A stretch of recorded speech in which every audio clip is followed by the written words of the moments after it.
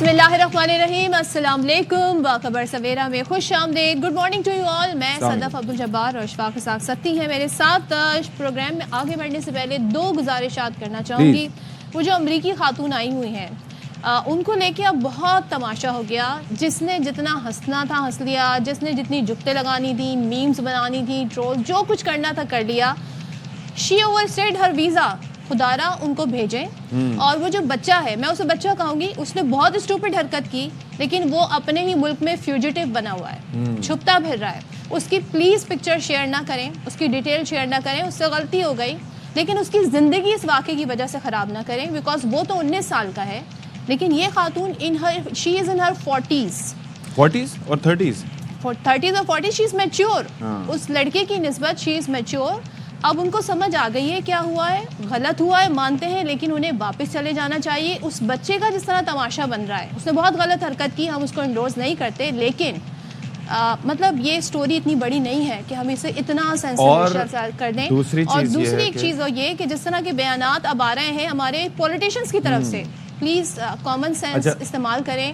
ये कोई मजाक की चीज़ नहीं है। अपने मुल्क का जो कानून है, जो तमाम पाकिस्तानी शहरियों पे अप्लाई होता है, वो कानून दूसरों पर भी अप्लाई होता है। जब हम किसी दूसरे मुल्क में जाते हैं तो हम वहाँ कोई भी ऐसी हरकत नहीं कर सकते जो उस मुल्क के खिलाफ कानून हो। I just want to complete, जो खिलाफ कानून हो। लेकिन ये खातून, इनका वीज़ा भी एक्सटेंड हो रहा है, इन्हें सब कुछ मिल रहा है, टैक्स पेयर की मनी से इनको तमाम तरह सिक्योरिटी मिल रही है और इनकी एम्बेसी के साथ है। Just please follow your law. Yes you should. अच्छा भाई, बात ऐसी है कि इसके अंदर दो तीन पहलू हैं। एक तो ये है कि ही वॉज 19, ही इज़ 19। जो कुछ उसने किया, उसकी फैमिली को हो सकता है इस बारे में पता ना हो कि उसने क्या किया है। अब उसकी ना सिर्फ ये कि अच्छा वो हो सकता है कि काबिल सज़ा हो या जो भी उसने एक्शंस अपने लिए, लेकिन इस बात को 3 महीने का अरसा हो चुका है। लीगल प्रोसेस को फॉलो करना चाहिए, लीगल प्रोसीडिंग्स होनी चाहिए। अगर कोई कानूनी कार्रवाई हो, उस हवाले से अमेरिकन कॉन्सुलेट इस पे ज़ाहिर है कि आगे कर सकता था परसुएट। लेकिन यहाँ पर वाक़तन हमने भी अब देखें 3 से 4 मिनट इस चीज़ पे बात कर ली, लेकिन हम आपको ये गाइड करना चाह रहे हैं कि बहैसियत पाकिस्तानी और हमारे पॉलिटिशियंस, मेयर साहब हों, गवर्नर साहब हों, वो थोड़ा सा एहतियात का मुजाहरा करें, क्योंकि आप पाकिस्तान की नुमाइंदगी करें जिस तरह से हम कर रहे हैं। आपके ये बयानात दूसरे मुल्कों में ट्रांसलेट होकर भी जाते होंगे कि ये गवर्नर साहब क्या बात कर रहे हैं, मेयर साहब क्या बात कर रहे हैं, तो ये थोड़ा सा मुनासिब नहीं है। और बाकी हर कोई ज़ाहिर है कि हम देख रहे हैं कि तरह तरह के लोग, कल हमने भी एक चीज़ नशर की थी कि खातून आ गए कि जी मैं शादी के लिए रिश्ता दे देती हूँ, तो ये मजाक है। आज रिश्ता भी कोई आ गया। अब ये है कि let's be serious about something जो कि बड़ा इंपॉर्टेंट है। कल जो तैयारा हादसा हुआ था, आई वाज सेइंग, उसी वक्त कह रहा था कि ये जो हेलीकॉप्टर है उतरते उतरते अचानक कहीं से सामने आया, और क्यों आया, तो वो तैयारा बिल्कुल सही जा रहा था और उसके अंदर एक पाकिस्तानी निजात अमेरिकन खातून भी थी, असरा हुसैन। उनके बारे में उन्होंने तैयारे में से अपने शौहर को 20 मिनट पहले कहा था कि मैं बस लैंड करने वाली हूँ, लेकिन आप देखिए कि अब कोई सर्वाइवर्स नहीं हैं। 67 आई थिंक पैसेंजर्स, अमले समेत पैसेंजर, और टोटल 67 थे, बेसिक 64 थे और 3 उसमें हेलीकॉप्टर में थे, ब्लैक हॉक हेलीकॉप्टर जो दरिया में जाके गिरा है। तो उसके बाद लाशें निकालने का सिलसिला जारी है। आई गेस ये नंबर हमारे सामने आया, तो very unfortunate, very sad. Video भी आई थी तैयारे हादसे की, तो that's very unfortunate American airlines का। लेकिन बहरहाल चलें जी, अब ज़रा हम आ जाते हैं पाकिस्तान की से रिलेटेड मामला पर। ये भी रिलेटेड ही मामला था जो हमने पहली स्टोरी पे जिक्र किया। इस सियासी मंजरनामे पे बात करते हैं। और सियासत में अशफाक कितने दिन हो गए, आई गेस कि अगर हम काउंट करना चाहें तो पता नहीं, मेरे ख्याल में महीनों पे अब बात चली गई है। 26 नवंबर के बाद जो एक बना सिलसिला, तो वो ये बना कि जी मुज़ाकरात की टेबल पर बैठेंगे। पाकिस्तान तहरीक इंसाफ ने कहा आप जुडिशल कमीशन बनाएं। उन्होंने कहा जी कमेटी बना देंगे पार्लिमानी, जुडिशल कमीशन नहीं बनाएंगे। उन्होंने कहा जी हम अब जो मुज़ाकरात का इजलास होना है हम नहीं बैठते, नहीं बैठते। लेकिन कल क्या हुआ, कल सोचें इस मुज़ाकरात की ऐसा तासुर हमें लगता है सबसे ज़्यादा ज़रूरत किसको है, तहरीक इंसाफ को। मुतालबात किसने मनवाने हैं, तहरीक इंसाफ ने। लेकिन इन मुज़ाकरात को रिज्यूम करने की पेशकश दोबारा से कौन कर रहा है, वज़ीर आज़म पाकिस्तान। वज़ीर आज़म पाकिस्तान कह रहे हैं कि मुज़ाकरात दोबारा शुरू होने चाहिए और कमेटी बनाने को हम तैयार हैं। तो अब मुज़ाकरात की दावत एक बार फिर वज़ीर आज़म ने दी। और ऐसे मुज़ाकरात का क्या फ़ायदा जिनके शुरू से लेके आखिर तक यही पता हो कि इन्होंने कहाँ जाके मुंतज होना है। I just want to ask this question कि क्या आप इस मुज़ाकराती अमल में, भले PTI हो या हुकूमत हो, क्या वो संजीदा है? पहले जो कमेटी बनाई गई थी اس کے اوپر بھی ہم بات کر رہے تھے کہ بھائی ادھر تو کمیٹی بنی ادھر بیان بازی بھی جاری ہے. بعد میں یہ ڈسکس ہوا کہ پہلے سارا کچھ پہلے ہی سامنے آ جاتا ہے کہ انہوں نے تو کہہ دیا ہے کہ جوڈیشل کمیشن نہیں بنانا, تو ہم فلانی تاریخ کا انتظار کیوں کریں. اور پھر دوسرا یہ ہے کہ اس ملک میں جو جوڈیشل کمیشنز بنے بھی ہیں ماں سوائے ایک دو کے, باقی جو بنتے رہے ہیں ان کی ہسٹری موجود ہے کہ نہ تو ان کی رپورٹ سامنے آتی ہیں, نہ ان کی رپورٹس پہ کوئی کارروائی ہوتی ہے. ان کا ایک مینڈیٹ ہوتا ہے جو حکومت سیٹ کر کے دیتی ہے, اور پھر معاملہ اگر سب جوڈس ہے, آلریڈی اس پہ ڈسکشن ہو رہی ہے یا اس کے اوپر ڈیلیبریشن چل رہی ہے, پھر واٹس دی پوائنٹ. اچھا جی, تو جو کمیٹی ہے اس کے لیے کہا گیا ہے کہ وزیر اعظم کی طرف سے کہ 26 نومبر کی بات کرتے ہیں تو پھر 2014 کے دھرنوں پر بھی کمیٹی بنے. اور مریم نواز صاحبہ اس ساری صورتحال میں کہتی ہیں کہ میرے بچوں کھیلتا پنجاب کی افتتاحی تقریب تھی, اس نے کہا کہ آپ نے کھیلنا ہے, کھلواڑ نہیں کرنا. اور کوئی کہے میرے لیے باہر نکلو, پولیس اور رینجرز کی ہڈیاں توڑ دو, خود کو جیل میں بند کرا دو, ملک کو آگ لگا دو, تو پاکستان ہماری ریڈ لائن ہے. سن لیتے ہیں مریم نواز. اب شبلی فراز صاحب کیا فرماتے ہیں اس سے متعلق؟ وہ کہتے ہیں کہ ان کے جی غیر متعلقہ باتیں ہیں اور مطالبات سے ہٹ کے ان کا بیان ہے, جوڈیشل کمیشن کا اعلان کریں, مذاکرات بحال ہو جائیں گے. اناؤنس کریں. اگر کمیٹی یہ صرف خیال میں تو نہیں ہے کہ جی آپ سوچ میں ہیں, آپ جب اناؤنس کریں گے ہم بالکل اس کو ویلکم کریں گے, اور دوبارہ یہ کوئی وہ تو نہیں, آپ اپنی نیت کا تو عملی ثبوت تو دیں. ان کو معلوم ہے کہ سیاست اور جو حکومت اور جو اپوزیشن ہے وہ ساری چیزوں سے بالکل باخبر ہیں. ان کو معلوم ہے کہ یہ بیل مڈھیر نہیں چڑھنے والی. انہوں نے اگر یہ فیصلہ کیا ہے تو زمینی حقائق کو, حکومت کا رد عمل, حکومت کی نیت کو مد نظر رکھتے ہوئے انہوں نے یہ فیصلہ کیا. تو اس ساری صورتحال پہ بات کر لیتے ہیں. سینئر صحافی تجزیہ کار مظہر عباس صاحب نے ہمیں جوائن کیا ہے. تھینک یو سو مچ مظہر صاحب جوائن کرنے کے لیے. اور وزیر اعظم نے ایک بار پھر ہم اگر کہیں کہ دعوت دے دی ہے تو غلط نہ ہوگا. مجھے یہ بتائیے گا اس مذاکرات کی سب سے زیادہ ضرورت ان کو ہے جو یہ کہہ کے چلے گئے جی ہم نہیں بیٹھتے اب کے اجلاس میں, ہماری شرطیں جب تک نہیں مانی جائیں گی. حالانکہ مذاکرات کا ایک بڑا لمبا پروسیس ہوتا ہے, تب جا کر آپ کسی نتیجے پر پہنچتے ہیں. کیا حکومت کو زیادہ ضرورت ہے مذاکرات کی؟ وزیر اعظم کیوں چاہتے ہیں یہ مذاکرات انیشیٹ ہو؟ دیکھیے ضرورت, پہلے شکریہ صدف اور شاہ. دیکھیے سب سے زیادہ ضرورت تو خود پاکستان کو ہے مذاکرات کی, اس لیے کہ مذاکرات ہوں گے تو سیاسی استحکام نظر آئے گا. میں یہ نہیں کہہ رہا کہ سیاسی استحکام ہوگا, بلکہ سیاسی استحکام نظر آئے گا. وہ لیڈ کرتا ہے کہ اگر آپ نے مذاکرات اچھے ماحول میں کیے, ایک ماحول بنایا جاتا ہے. ابھی آپ نے جتنے کلپ سنائے اس میں وہ لگ ہی نہیں رہا کہ یہ ماحول ہے مذاکرات کا. اچھا, تو آپ ماحول ہی نہیں بنا رہے. جب مذاکرات کا ماحول ہی نہیں بنا رہے, یہ میں پہلے دن سے کہہ رہا ہوں کہ مذاکرات تو شروع ہی نہیں ہوئے تھے کہ ختم ہو گئے. نہ پی ٹی آئی جس طریقے کی باتیں کر رہی ہے وہ مذاکرات کا ماحول بنا رہے ہیں, اور نہ ہی حکومت کی طرف سے. اب کل جو وزیر اعظم نے بات کی, وزیر اعظم کو اگر یہی بات کرنی تھی تو وزیر اعظم پی ٹی آئی کے چیئرمین سے براہ راست گفتگو کرتے, بات کرتے, ان کو بلاتے, ان سے کہتے, یا اسپیکر کے تھرو جو بھی آپ نے بات کرنی تھی, کمیونیکیٹ کرنی تھی.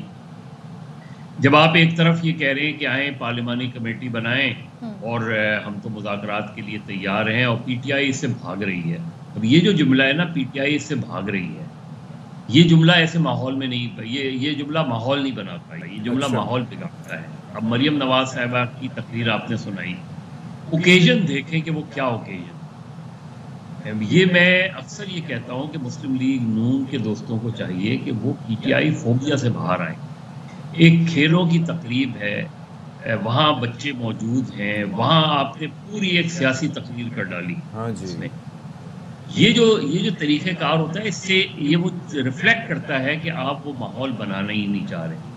اچھا ہوتا پہلے دن سے پی ٹی آئی کا جو موقف ہے کہ جی جوڈیشل کمیشن بنائیں, تو اگر وہی جوڈیشل کمیشن کی بات کرنی ہوتی آپ, تو آپ 28 تاریخ کو مذاکرات میں جاتے اور وہاں یہ بات پوچھتے کہ جی آپ جوڈیشل کمیشن بنا رہے ہیں کہ نہیں بنا رہے.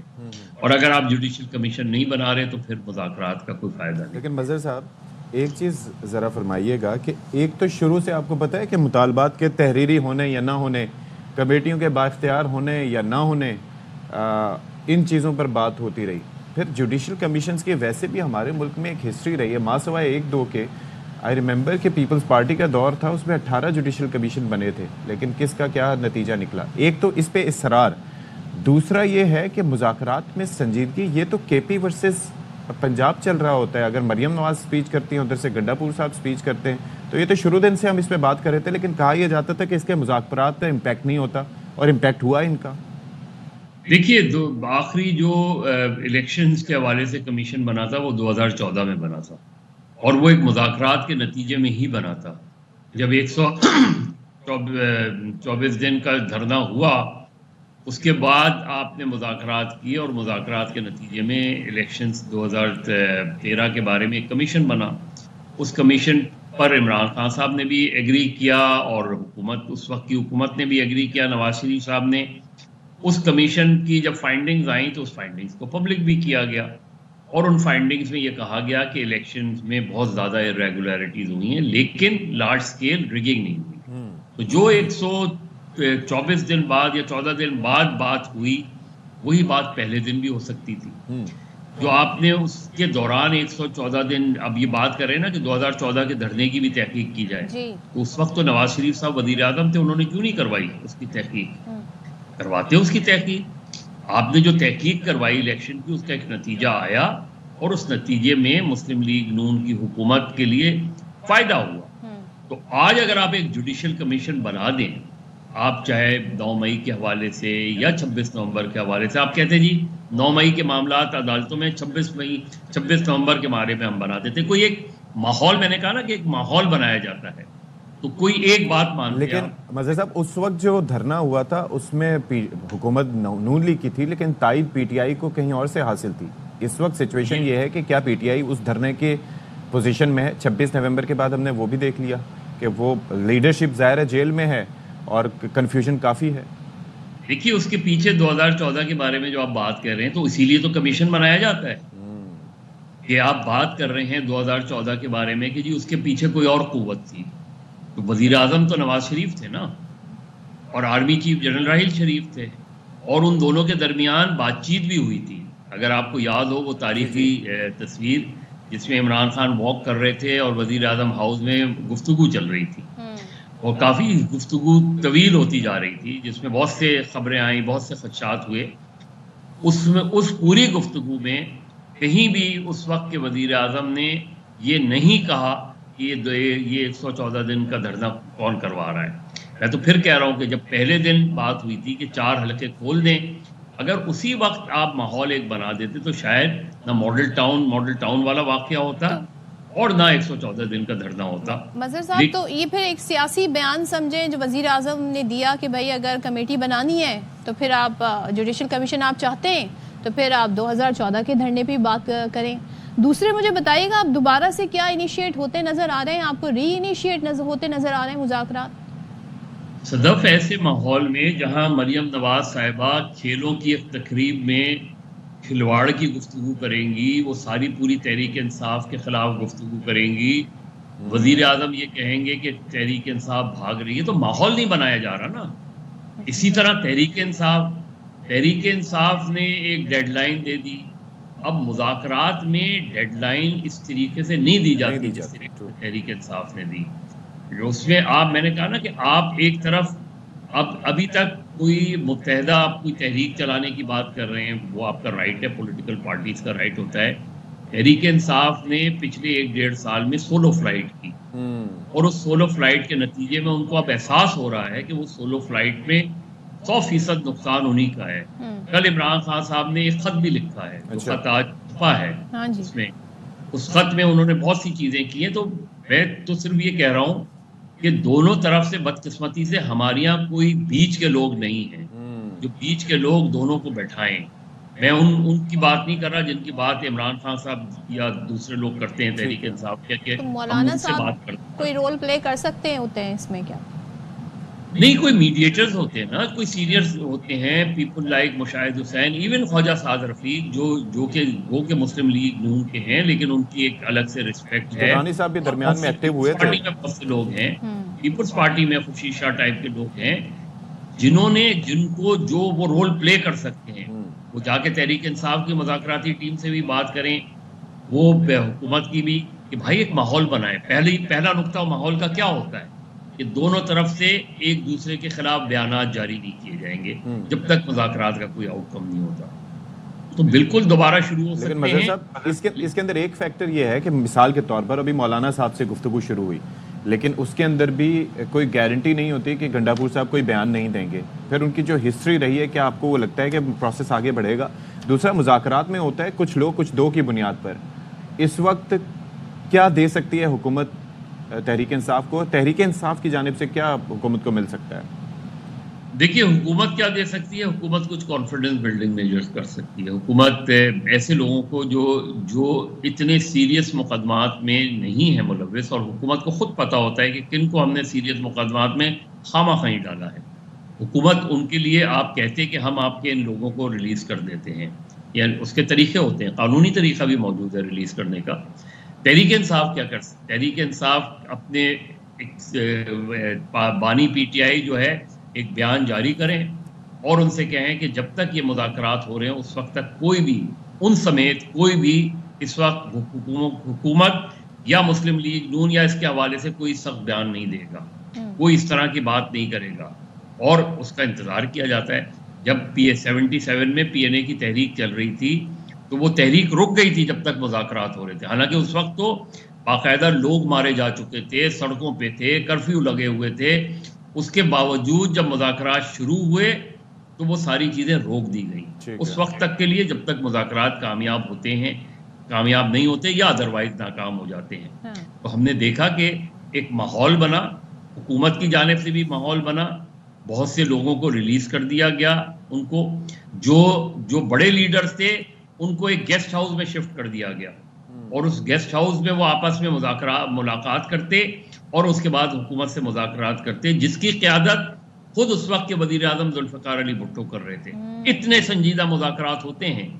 یہاں شہباز شریف خود کیوں نہیں اس مذاکراتی ٹیم کا ہیڈ بنتے، جاتے بات کرتے، اور ادھر سے بھی آپ عمران خان صاحب سے مسئلہ شاہ محمود قریشی کو ریلیز کر دیتے، مذاکرات کے لیے شفٹ کر دیتے عمران خان کو کسی گیسٹ ہاؤس میں، اور شاہ محمود قریشی کو اور ان کے کچھ لیڈروں کو. تو جو ماحول ہے ہمارے یہاں، وہ ماحول نہیں بنایا گیا پہلے دن سے. تحریک انصاف کہ ہم سول نافرمانی، ابھی مذاکرات ہو رہے ہیں، آپ نے سول نافرمانی کی تحریک کا اعلان کر دیا. ایسے ہی ہے. یہ طریقہ کار بالکل بتا رہا تھا کہ مذاکرات شروع ہی نہیں ہوں گے. یہ طریقہ کار بتا رہا تھا کہ مذاکرات کے لیے وہ ماحول ہی نہیں بنانا چاہتے. وہی مذاکراتی ٹیم کے رکن عرفان صدیقی صاحب ہر دوسرے روز ایک ٹی وی ٹاک شوز میں بیٹھے ہوتے ہیں. تو جب آپ ایسا ماحول بنائیں گے تو پھر ظاہر ہے وہ مذاکرات دوسری طرف سے سیاسی بیان بازی ہو جائے گی، مذاکرات نہیں رہتے. ٹھیک ہے جی، بہت شکریہ آپ کا مظہر عباس صاحب. اور مظہر صاحب سے جب بھی ہم بات کرتے ہیں ہمیں تاریخ کے بڑے کہتے ہیں نا لیسن سیکھنے کو ملتے ہیں ان سے، اور بہت اچھے سے وہ تمام چیزوں کو سمرائز کر کے بتاتے ہیں کہ جی ماضی میں بھی مذاکرات کی جب کوشش کی گئی تھی تو سنجیدہ ایفرٹ جو ہوتی ہیں وہ کیسی ہوتی ہیں، وہ کیسے ہوتے ہیں. اور ظاہر ہے کہ آپ اگر مثال کے طور پر اگر آپ میری یہاں پر بات ہوئی اس کے بعد جا کے میں کوئی اسٹیٹمنٹ دے رہا ہوں تو وہ سیاسی بیان بازی تو ہوتی رہے گی نا، کیونکہ اس کا اثر ہوتا ہے. ہم شروع دن سے یہ بات کر رہے تھے کہ اس کا امپیکٹ ہوگا، اس وقت یہ کہتے ہیں نہیں وہ جو کمیٹیوں میں ماحول بڑا اچھا ہے، لیکن باہر جو بات ہو رہی ہے وہ اپنی جگہ ہو رہی ہے. کل ایون یہ کہ کامران مرتضیٰ صاحب سے کل پرسوں بات ہو رہی تھی تو وہ یہ کہہ رہے تھے کہ جی علی امین گنڈاپور صاحب تو بیان دیتے رہتے ہیں، لیکن یہ ہے کہ باقی یہ ہے کہ بات چیت ہو رہی ہے، ہم نے ہاٹ لائن، لیکن اس بیان کا امپیکٹ ہوتا ہے، ان ورڈز کا امپیکٹ ہوتا ہے، یاد رہتی ہیں چیزیں. اور اگر دونوں صوبوں میں سے وزیر اعلیٰ ورسز بیان آتے رہے تو یہی چل رہا ہے نا ابھی. بالکل ایسے ہی ہے. چلیں جی اب ذرا ہم آگے بڑھتے ہیں، اور ایک بڑا ایشو جو اس سے پہلے بھی ہم ڈسکس کرتے آئے ہیں وہ یہ ہے کہ جو بیرون ملک پاکستانی بھکاریوں کی روک تھام کے حوالے سے اقدامات اٹھائے جانے تھے. آپ کو یاد ہے کتنے سارے پاکستانی جو ہیں ان کے اوپر بتایا گیا تھا کہ جی باہر جا کر خاص طور پہ سعودیہ میں جا کر بھیک مانگ رہے ہیں، باقاعدہ 4000 تو تقریباً ڈیپورٹ ہو رہے ہیں، ایز اے پروفیشن یہ کام کر رہے ہیں. تو اس حوالے سے روک تھام کے حوالے سے ان کی ایک ترمیمی بل سینٹ میں پیش کیا گیا ہے، اور وزارت داخلہ کی ترمیمی بل کے متن میں منظم بھیک مانگنے کا مطلب فراڈ قرار دے دیا گیا ہے. سو اب اسے فراڈ کہا جائے گا، اور منظم بھیک مانگنے سے مراد دھوکہ دہی، زبردستی، برگلا کر یا لالچ دے کر خیرات لینا شامل ہے. یہ تو اچھا آپ کو پتہ ہے کہ اس معاملے پہ سندھ ہائی کورٹ کا ڈیسیجن کراچی کے حوالے سے بھی آیا ہے کہ یہاں پر بھی یہ مسئلہ ہے. تو انٹرنیشنلی تو ظاہر ہے کہ یہ کوئی بھی پوچھتا ہوگا، یا اور ہم جب ملک سے باہر جاتے ہیں ہم اپنے ملک کے ایک ایمبیسڈر ہوتے ہیں، اپنے ملک کی نمائندگی کرتے ہیں، اور وہاں پر اگر آپ سوچئے کہ آپ جا رہے ہیں اور کوئی غیر ملکی کہہ رہے ہو کہ یہ دیکھیے یہ تو پاکستانی ہوتے ہی ایسے ہیں کہ یہ تو یہاں پر یہ کر رہے ہوتے ہیں، تو جو دوسرے بھی جاتے ہیں جو عزت دار طریقے سے اپنا روزگار کماتے ہیں ان کے اوپر کیا امپیکٹ پڑتا ہے. بالکل. اچھا ذرا کچھ اس کی ڈیٹیل آپ کو بتا دیں کہ بل کے مطابق منظم بھیک مانگنا کسی عوامی مقام پر خیرات مانگنا یا وصول کرنا ہے. قسمت کا حال بتا کر کرتب دکھا کر بھیک مانگنا بھی منظم بھیک مانگنا قرار دیا گیا ہے. اچھا. اور بھیک مانگنے اس کے لیے بھرتی، پناہ دینا یا منتقلی پر 7 سال تک قید اور 10 لاکھ روپے جرمانہ ہوگا. گاڑیوں کی کھڑکیوں پر دستک، زبردستی گاڑیوں کے شیشے صاف کرنا منظم بھیک مانگنا ہے. روزگار کے بغیر گھومتے رہنا، تاثر دینا کہ گزارا بھیک پر ہے، یہ بھی منظم بھیک مانگنا تصور ہوگا.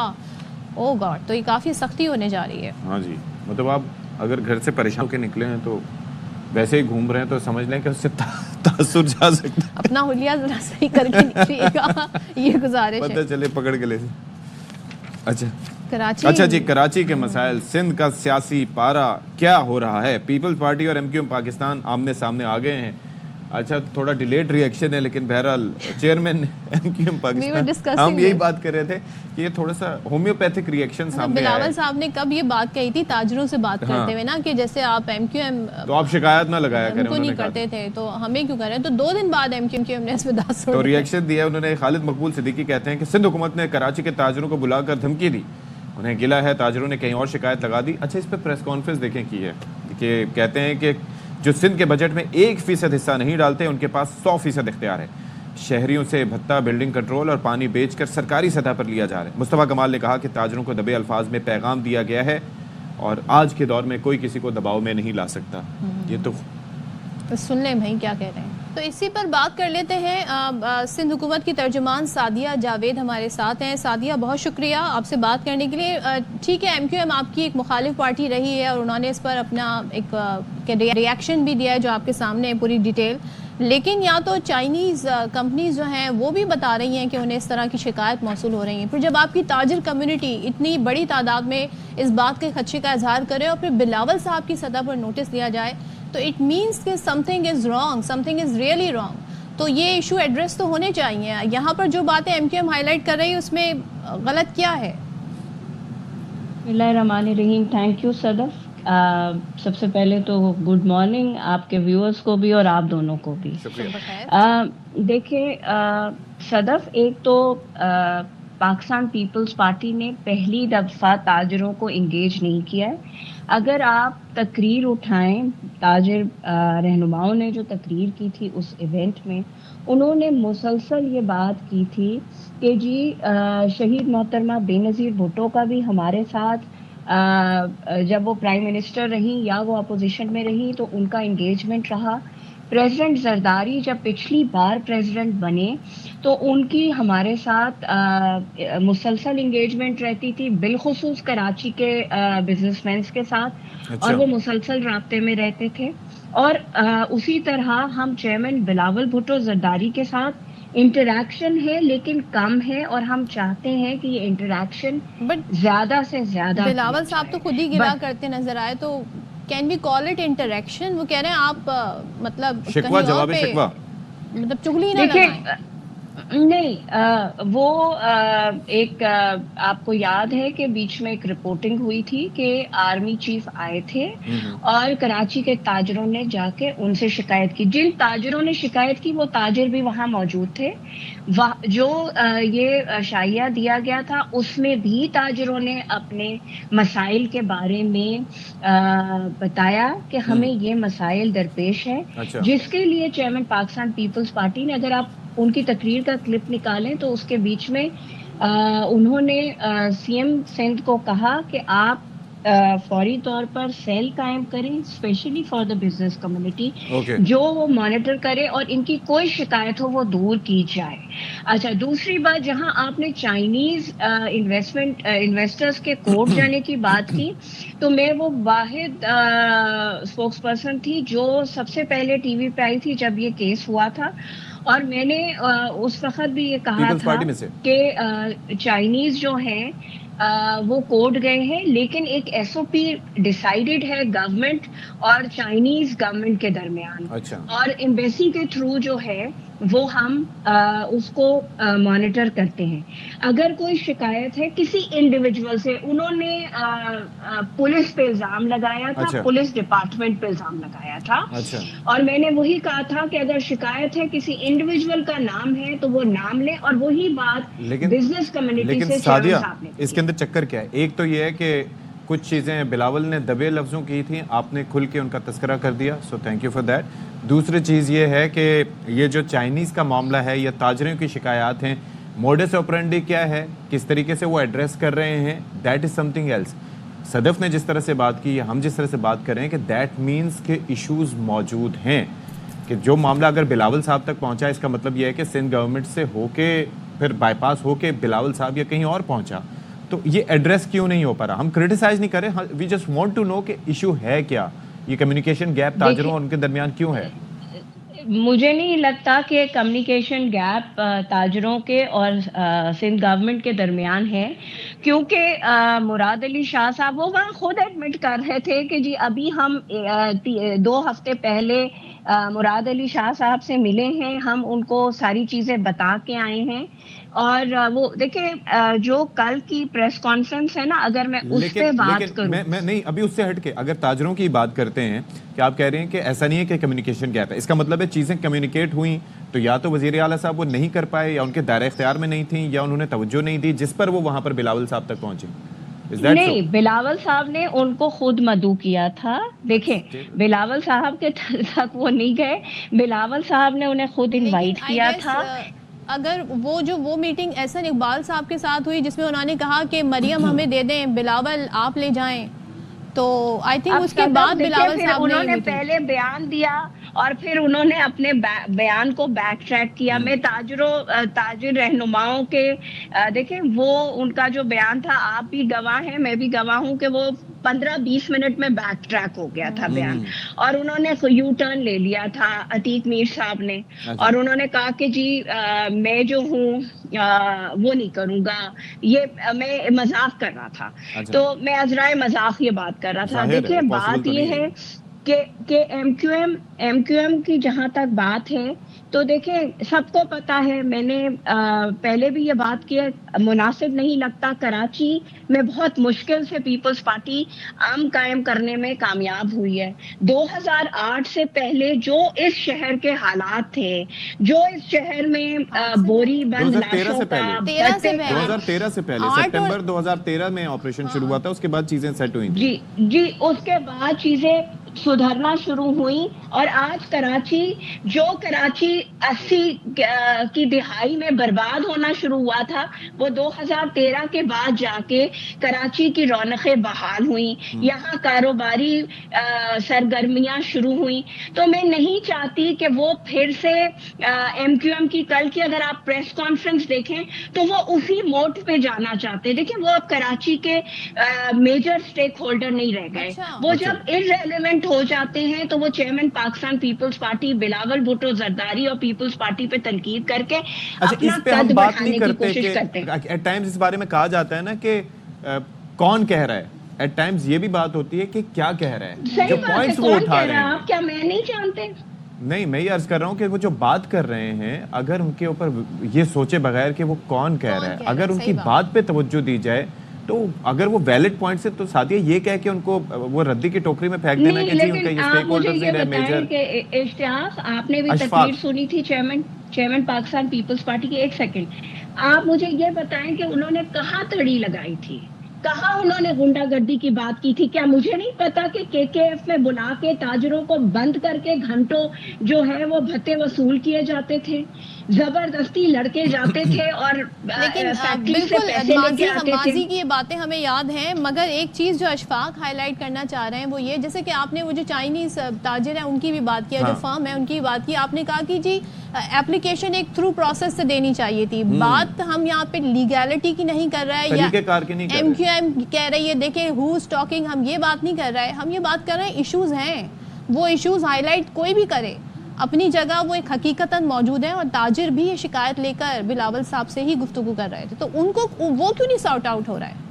نہیں جی، دیکھیں جو انہوں نے شکایت کی ہے پانی کا، بالکل کراچی میں پانی کے شارٹیج کا مسئلہ ہے، اور وہ اس کو ہم بالکل سارٹ آؤٹ، ہم نے تاجر برادری کو انوائٹ کیا ہے، کیونکہ پاکستان کا واحد صوبہ ہے سندھ جہاں ٹرپل پی موڈ پہ کام ہو رہا ہے. ہم نے تاجروں کو انوائٹ کیا ہے کہ کیوں ہم باہر سے انویسٹر لے کے آئیں. یہ شہر جتنا سندھ گورنمنٹ کا ہے، پاکستان پیپلز پارٹی کا ہے، تمام سیاسی جماعتوں کا ہے، اتنا آپ کا بھی ہے، آپ کا بھی اسٹیک ہے. تو آپ کو آگے آنا چاہیے، آپ کو اس تو شہر وہ کے لیے تاجر تو زمینوں پر وہ قبضے کی کرنا بات چاہیے. کرتے ہیں، تو اس پر اب کیا آگے کیا فالو اپ کیا ہے اس کا؟ دیکھیں جی، اس کا فالو اپ ہے، سی ایم صاحب کو بالکل چیئرمین پاکستان پیپلز پارٹی نے کہا ہے کہ ریگولر بیسس پہ ان کے ساتھ ملاقاتیں کی جائیں، ون ونڈو آپریشن دیا جائے، اور جو شکایات ہیں وہ دور کی جائیں. اور تاجر برادری کو بھی یہ کہا ہے کہ وہ اپنا حصہ ڈالیں اس شہر کی تعمیر اور ترقی میں. مجھے، آپ کو، سب کو، کیونکہ یہ شہر پاکستان کا دل ہے، منی پاکستان ہے. یہاں صرف کوئی ایک قوم نہیں بستی، یہ پورا پاکستان یہاں بستا ہے. ہمیں اس شہر کے بارے میں سب کو مل کے سوچنا پڑے گا. یہ بلا کوئی شبہ ایک انڈیویجول اگر ہم کہیں کہ مسئلہ حل کر سکتا ہے تو وہ نہیں کر سکتا. ظاہر ہے سب کو ملنا پڑے گا. ٹرو.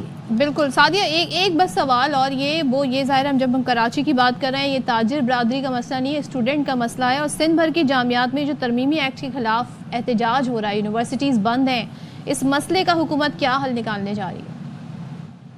دیکھیے، جو یونیورسٹیز کا پرابلم ہے، ظاہر سی بات ہے سی ایم صاحب کے وہ جو یونیورسٹیز اینڈ بورڈ ہے وہ سی ایم صاحب کے اپنے پاس اس کا قلمدان ہے. ترمیم ہم لا رہے ہیں، اور کوئی بھی قانون اس کی بہتری کے لیے اس میں ترمیم لائی جاتی ہے. 1974 کا یہ ایکٹ ہے، اس میں ترمیم لائی جا رہی ہیں. اور میں سمجھتی ہوں کہ اکیڈمیا سے جن کا تعلق ہے وہ تعلیم اور تدریس کی طرف زیادہ فوکس کرے. ایڈمنسٹریٹو پاورز یا ایڈمنسٹریٹو لوگوں دیکھنے کے لیے اگر بیوروکریسی یہ اس کا حصہ بنے گی تو مجھے نہیں لگتا کہ اس لیکن سے کوئی سعدیہ، فرق آپ پڑے نے بھی گا. ظاہر ہے تعلیم حاصل کی ہوگی، ہم بھی تعلیمی اور تدریسی پروسیس سے گزرے ہیں، پڑھ کے نکلے ہیں، اور ہمارا اپنا تجربہ یا آپ کا تجربہ بیوروکریٹ سے ڈیل کرتے ہوئے نہیں گزرا ہوگا. پروفیسر صاحبان ہی ہوتے تھے جن کو، میری بات سن لیجیے گا، ان کی انتظامیہ کی ذمہ داری بھی سونپتے تھے. اور ہم نے یہ دیکھا کہ جو کلیریکل سٹاف ہوتا تھا ان کے بیہیویئر میں، اور جو تدریسی سٹاف کے لوگ ہوتے تھے ان کے بیہیویئر میں، بھلے وہ پرنسپل ہوں، وائس پرنسپل ہوں، بچپن سے لے کے ہم یہی چیز دیکھتے آئے ہیں، بڑا فرق ہوتا تھا. اب یہ جو بیوروکریٹس اچانک اس میں آ جائیں گے، ہم تعلیمی بورڈ کا حال آلریڈی دیکھ چکے ہیں کہ وہاں پر کیا سلسلہ ہو رہا ہے، چیزیں مینیج نہیں ہو رہی ہیں، کہ وہاں پر ایڈ ہاک بیسس پہ چیئرمینز آپ لوگوں نے تعینات کیے ہوئے ہیں. اب یہاں پر یہ سلسلہ ہو جائے گا، اور یہاں پر بھی آئی ایم شور کہ کبھی ادھر سے ٹرانسفر، ادھر سے تبادلہ، ادھر نوازنا، ادھر اس کو بھیجنا. ظاہر ہے کہ یہ بڑا مشکل ہوگا یہ چیزیں ہینڈل کرنا. تو یہ اچانک یہ پروسیس برا کیسے ہو گیا؟ ایسی بات نہیں ہے کہ سندھ کی یا دنیا کی یونیورسٹیز میں جو ہے وہ بیوروکریٹس جو ہیں وہ ایز وی سیز انہوں نے سرو نہیں کیا ہے. سندھ میں ہی اگر نام لیا جائے تو مظہر صدیقی صاحب ایک بیوروکریٹ تھے، اور انہوں نے بہت اچھی طرح سے سندھ یونیورسٹی کو چلایا تھا. یہ بات نہیں ہے، لیکن ہاں ظاہر سی بات ہے اتنے واس اسکیل پہ جب ایک چیز کی جائے گی، ہو سکتے ہیں اس کے ریپرکشنز غلط بھی آئیں، لیکن ظاہر سی بات ہے اسٹیک ہولڈرز کو انگیج کیا جا رہا ہے، قانون میں بہتری لائی جا سکتی ہے. ہم نے ان کو بڑا لمیٹڈ اسکوپ دیا ہوا ہے، وہ بھی تو دیکھتے ہوں گے نا کہ وہ آگے ان کی منزل کیا ہے، کتنا اور وہ آگے بڑھ سکتے ہیں. وہ ایچ او ڈی بن جاتے ہیں، اس کے بعد وی سی کے لیے جدوجہد کرتے ہیں. بیوروکریٹس میں تو آپ کسی کو بھی کہیں بھی کھپا دیں گے نا، وہ سیکرٹریز بن جائیں گے. وی سی کے لیے جدوجہد وہ لوگ کرتے ہوں گے جو اپنی فیلڈ میں بیسٹ ہوتے ہیں. تو آپ ان کو اگر بالکل ہی ایک جگہ پہ کہتے ہیں لمیٹڈ کر دیں گے تو آپ نے تو ان کے راستے بند کر دیے. آپ نے اس فیلڈ میں آنے والوں کے لیے راستے بند اور ان کے کریڈنشیلز ہوتے ہیں. یہ اس قانون میں یہ بالکل نہیں لکھا کہ اکیڈمیا سے کوئی وی سی لگے گا نہیں، یہ اس میں بالکل نہیں لکھا. ادھر اور آئدر کا آپشن رکھا گیا ہے. کہیں اگر کوئی بہتر آپشن بیوروکریٹ سائڈ سے ہوگا یا اکیڈمیا سائڈ سے ہوگا تو وہ جو ہے but that's up for the debate نا. یہ بھی ہو سکتا ہے کہ کسی دن آئی جی سندھ کی اسامی ادھر خالی ہو, ادھر سے اٹھا کے کسی یونیورسٹی کا وی سی لگا دیا, یا وہاں سے پروفیسر صاحب کو یہ بھی کریں نا. ایسا نہیں ہوگا, ظاہر سی بات ہے, اس کی اکیڈمیکل پرفارمنس چیک کی جائے گی, پھر ہی کسی کو وی سی لگایا جائے گا. مطلب ایسے بھی ہم ظلم نہیں کریں گے تعلیمی اداروں کے ساتھ کہ کسی کو بھی اٹھا کے وی سی بنا دیا جائے گا. اس کی اکیڈمیکل کوالیفیکیشنز جو ہے وہ چیک کی جائے گی. اگر ایک چیز کی جائے یعنی کہ اگر ہاں who can be better, میں یہ کہہ رہا ہوں کہ اگر اکیڈمیا کی اگر جو لوگ ہیں ماشاءاللہ سے پروفیسر صاحبان ہیں, اگر ان کی اسکلز یا ان کی ایجوکیشن یا ان کے تجربے کو دیکھتے ہوئے ان کو بھی کہیں دوسرے ڈپارٹمنٹس میں بھیجا جائے اعلیٰ سطح پر, تو میرے خیال میں باقی کسی کے لیے جگہ نہیں بچے گی, because they are the most learned people I have ever seen. جی آپ کی بات بالکل صحیح ہے. بالکل ہو سکتا ہے کہ جو لوگ اکیڈمیا میں ہیں اور اگر وہ کسی ادارے کو ہیڈ کر سکتے ہیں, ان کی اسپیشلائزیشن ہے, تو اس میں کوئی حرج کی بات نہیں ہے. اور بہت ساری دفعہ یہ ہوتا بھی ہے کہ لوگ جو ہیں وہ ارلی ریٹائرمنٹس لیتے ہیں اور وہ دوسری جگہ ایڈجسٹ کیے جاتے ہیں. تو ایسا نہیں ہے, لیکن یہ ہے کہ آپ کی تجویز ہے اور ہم کوئی ایسا فیصلہ نہیں کریں گے جس سے سندھ کے تعلیمی نظام میں کوئی خرابی آئے. ایک اور چیز بھی ہے, جو ذاتی ایکسپیرینس ہمارا ہوتا ہے نا, ٹاپک ہمارا خاصا لمبا ہو گیا ہے. ایک چیز ہوتی ہے ایکسیس. ہمارے سرکاری دفاتر میں جو مسائل ہوتے ہیں یا سیکریٹریٹ سائٹ پہ بھی چلے جائیں تو وہ بابو صاحبان سے ملنا وہ بڑا ایکسیسیبلٹی بڑی مشکل ہوتی ہے. ہمارے جو پروفیسر صاحبان ہوتے ہیں, میں اس لیے کہہ رہا ہوں کہ آپ کا اپنا تجربہ بھی رہا ہوگا تعلیم کا, تو آپ یہ جانتی ہیں کہ پروفیسرز اور principal they are always very accessible. وہ کوئی ایک آدھ مسائل ہوتے ہوں گے, کوئی ایک آدھ شخصیت, اور یہ سلسلہ ختم ہو جائے گا, تو it would be bad for the students as well.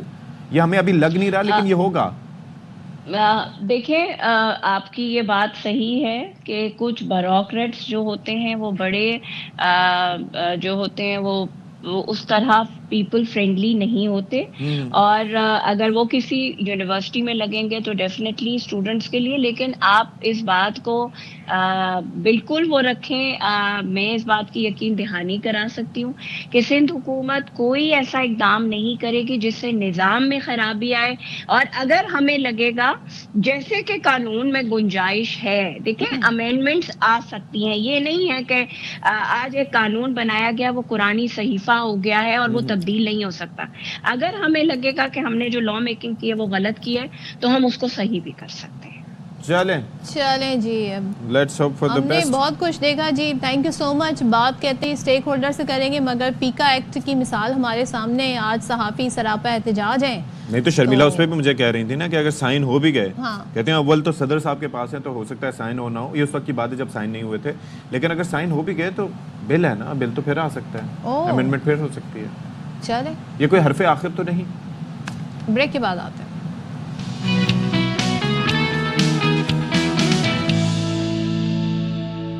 Welcome back once again. اور بھائی اب سب کے ہاتھ میں موبائل ہے اور سب کو اپنی ویڈیوز بنانے کا, ریلز بنانے کا, سٹوریز بنانے کا جنون ہے, لیکن ٹک ٹاک کے حوالے سے سم ٹائمز بلکہ موسٹ آف دا ٹائم ایسی خبریں آتی ہیں جو بڑا پریشان کر دیتی ہیں. اب ایک اور خبر آئی ہے, لاہور کے علاقے شاد باغ میں ٹک ٹاک ویڈیو بناتے ہوئے نوجوان جو ہے وہ گولی چلنے سے ہلاک ہو گیا ہے. اب اس کا نام عبد الرحمان بتایا جا رہا ہے. اس سے پہلے لاہور میں ہی سپٹمبر 2024 کی بات ہے, ٹک ٹاک کی ویڈیو بنائی جا رہی تھی, گولی چلتی ہے, نوجوان عمیر کی آنکھ میں گولی لگنے سے وہ شدید زخمی ہو جاتا ہے. اب پولیس نے اس کے قریبی دوست احمد کو رائفل سمیت گرفتار کیا. آپ کو یاد ہے ایک دلہن کا بھی قصہ تھا, وہ بھی آپ کو پتہ چلا تھا کہ وہ گولی کسی اور سے چلی تھی, لیکن ابتدائی طور پہ یہ بتایا گیا تھا کہ ٹک ٹاک بناتے ہوئے, بعد میں پتہ چلا اس کا ٹک ٹاک ہی نہیں تھا. لیکن اس طرح کے واقعات کافی رونما ہوتے ہیں. بابر خان ہمارے ساتھ موجود ہیں. بابر, لاہور کی بات کریں یا پنجاب کی بات کریں تو وہاں پر ہم کمپیریٹیولی کہتے ہیں کہ پولیسنگ کا نظام شاید ٹھیک ہے, چیزوں پر نظر رکھی جاتی ہے, لیکن یہ اسلحہ جگہ جگہ موجود ہے, اور یہ ٹک ٹاکرز تو ویوز کے لیے ان کو کسی چیز کا ادراک نہیں ہوتا اور اپنی جان پہ کھیل جاتے ہیں. یہ واقعہ کوئی نیا نہیں ہے, لیکن کیا ڈیٹیلز اس کی وجہ سے کیا پتہ چلی ہیں کہ ہے یہی جو رپورٹ کیا جا رہا ہے؟ دیکھیں ستی، بات یہ ہے کہ یہ واقعہ 4 روز پرانا ہے. ایک اچھڑا کا رہائشی ہے عبد الرحمان، 20 سال اس کی عمر ہے. وہ اپنی نانی کے گھر گیا ہے شاد باغ. وہاں جا کر کہا یہ جا رہا ہے مبینہ طور پر وہ ٹک ٹاک بناتے ہوئے اچانک اس سے گولی چلی ہے، جس کے باعث وہ موقع پر ہی وہ مارا گیا. اب بات یہ ہے کہ اس کے بعد پولیس نے تفتیش کرنا بھی گوارا نہیں سمجھا کہ یہ پسٹل جو ہے یہ لائسنسی تھا، اس کا اپنا تھا یا کسی اور نے اسے دیا تھا. 20 سال کا ایک نوجوان ہے، وہ پسٹل لے کر گھوم رہا ہے اور اچھرا سے وہ شاد باغ تک گیا ہے پسٹل لے کر. کسی نے اسے چیک نہیں کیا. اب اس کی ویڈیو کون بنا رہا تھا؟ کہ خود سولو ویڈیو خود جو ہے نا وہ ٹک ٹاک بنا رہا تھا، جو اس کی ویڈیو کو بنا رہا تھا. پولیس نے تفتیش نہیں کی، پولیس نے گوارا نہیں سمجھا اور پولیس نے اسے اسٹریٹ اوے خودکشی قرار دے کر اس کیس کو بند کر دیا. اگر پولیس تفتیش کرتی کہ یہ پسٹل کہاں سے لے کے آیا، پسٹل یعنی اس کا لائسنسی تھا یا نہیں تھا، لیکن پولیس نے اس کی تفتیش نہیں کی. آگے بھی بہت واقعات ایسے ہو چکے ہیں. اب بات یہ ہے کہ یہ اسلحہ جو ہے، اسلحہ سر عام آپ جہاں سے مرضی جا کر یہ جو اسلحہ ڈیلر ہے وہاں سے اسلحہ خرید سکتے ہیں. نوجوان نسل ویوز حاصل کرنے کے لیے خودکشی قرار دیا، وہ اس کے گھر والے کیا کہتے ہیں اس کیس کے حوالے سے؟ دیکھیں جی، گھر والے تو اس کے یہی کہتے ہیں کہ جی ہمیں نہیں پتا کہ وہ اوپر گولی کی آواز چلی ہے تو ہم اوپر گئے ہیں تو یہ مردہ حالت میں وہاں پڑا تھا. اچھا، اب بات یہ ہے کہ ویوز حاصل کرنے کے لیے یہ ٹک ٹاک بنا رہے ہیں. نوجوان نسل جو ہے تباہ ہو رہی ہے. آپ وی لاگرز کو بھی دیکھ رہے ہیں، کوئی ایسے وی لاگز کر رہے ہیں کہ نوجوان نسل اسی کو فالو کرتی جا رہی ہے. اور اس کا جو نقصان ہو رہا ہے اب کہ ویوز زیادہ آ جائیں اور ٹک ٹاک بنا لیں. اب ہے کہ یہ اسلحہ کیوں ہوتا ہے بیشتر ہم دیکھتے ہیں، اور آپ نے خود ہی پوائنٹ آؤٹ کیا کہ پولیس نے یہ بھی جاننے کی کوشش نہیں کی لائسنس یافتہ تھا کہ نہیں تھا. سو یہ کہاں سے انہیں اس طرح کی ایکسس ہے اتنے خطرناک ویپنز تک؟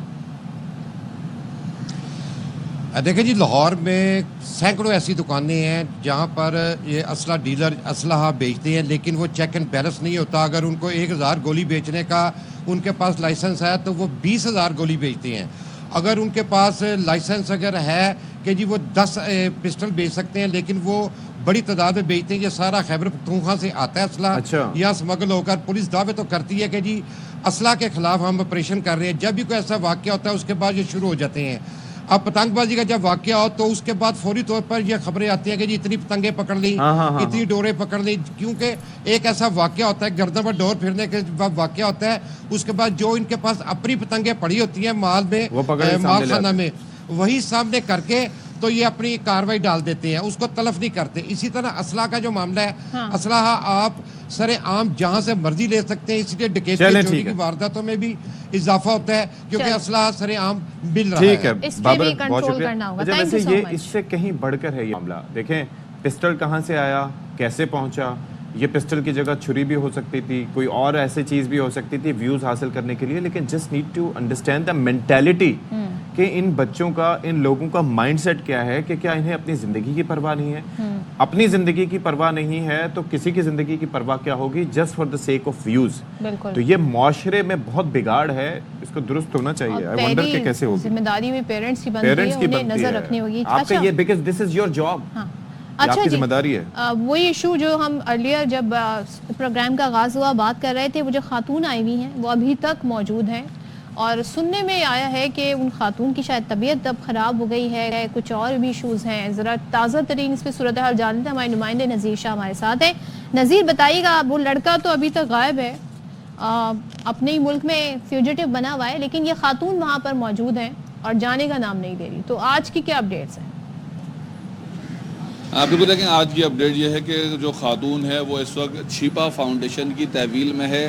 گزشتہ روز تقریباً 20 گھنٹے کے بعد وہ خاتون اچانک سے آن لائن گاڑی کے ذریعے اس اپارٹمنٹ سے نکلی تھی اور نامعلوم مقام کی جانب میں روانہ ہوئی تھی. اور اس کے بعد پتہ چلا کہ نرسری پر یہ ایک گیسٹ ہاؤس کے باہر پہنچ گئی تھی، جس کے بعد پھر کچھ دیر بعد پتہ چلا کہ چھیپا فاؤنڈیشن کی جانب سے اس خاتون سے رابطہ کیا گیا اور رمضان چھیپا کی جانب سے اس خاتون کو لے کر یہاں جہاں اس وقت میں موجود ہوں یہاں لایا گیا اور ان کا مکمل طور پر خیال رکھا گیا ہے. طبیعت خرابی کے حوالے سے ابھی تک کوئی زیادہ تفصیلات سامنے نہیں آ سکی ہے، لیکن یہ ضرور ضرور پتہ چلے کہ چھیپا فاؤنڈیشن کی جانب سے ان کے جب تک وہ یہاں پر مقیم ہے ان کے مکمل تمام چیزوں کا، آرام کا، رہنے کا، کھانے پینے کا تمام کا اہتمام کیا گیا ہے. اور اب سے کچھ دیر کے بعد ویزا کب تک کا ہے. دوسری چیز یہ ہے کہ ان کی امریکہ کی کیا ہسٹری نکلی ہے.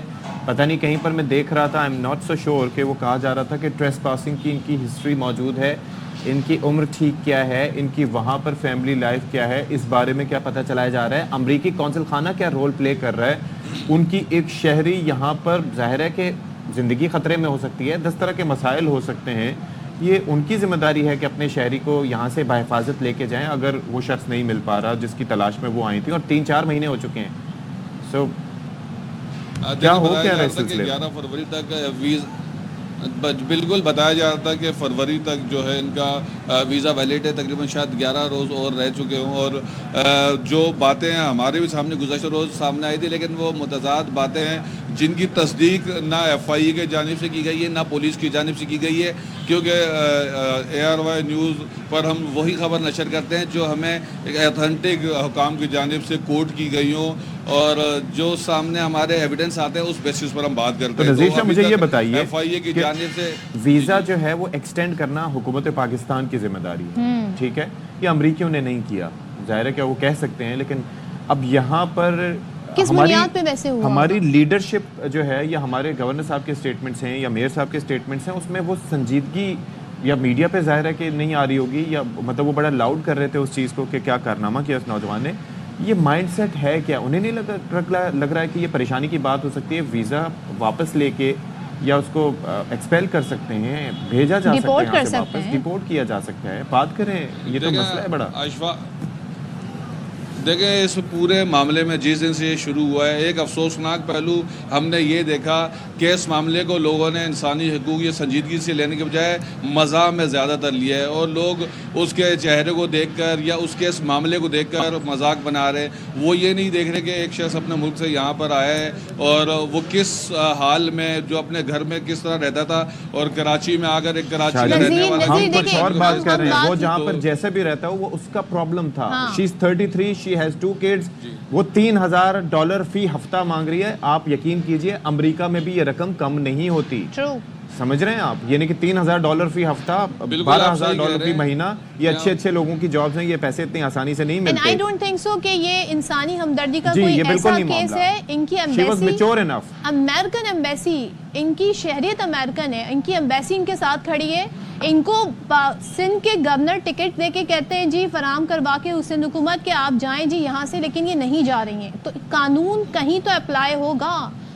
یا میں ایک اور مثال دیتا ہوں نا کہ آپ کسی جگہ کسی اپارٹمنٹ، یہ ہے کہ اب ان کا جب اب صرف یہ دیکھنا ہے کہ اب یہ ان کا ویزا جب ختم ہوگا تو دوبارہ ایکسٹینڈ کیا جائے گا یا اس سے پہلے ان کو روانہ کیا جائے گا. دوسری بات یہ ہے کہ IG سندھ سے میری کل بھی بات ہوئی تھی، ان کی جانب سے کہا گیا تھا کہ ہم نے امریکن ایمبیسی سے بھی بات کی ہے، متعلقہ حکام سے بھی، وزارت داخلہ سے بھی بات کی ہے اس ایشو کو حل کرنے کے لیے، کیونکہ جس جگہ پر یہ موجود تھی وہاں سیکیورٹی رسک بھی تھا، یہ بڑا مسئلہ ہے. چلیں تو اب کوشش کی جا رہی ہے اس معاملے کو حل کیا جائے. چلیں جی، تھینک یو سو مچ. چلیں جی لیتے ہیں آپ.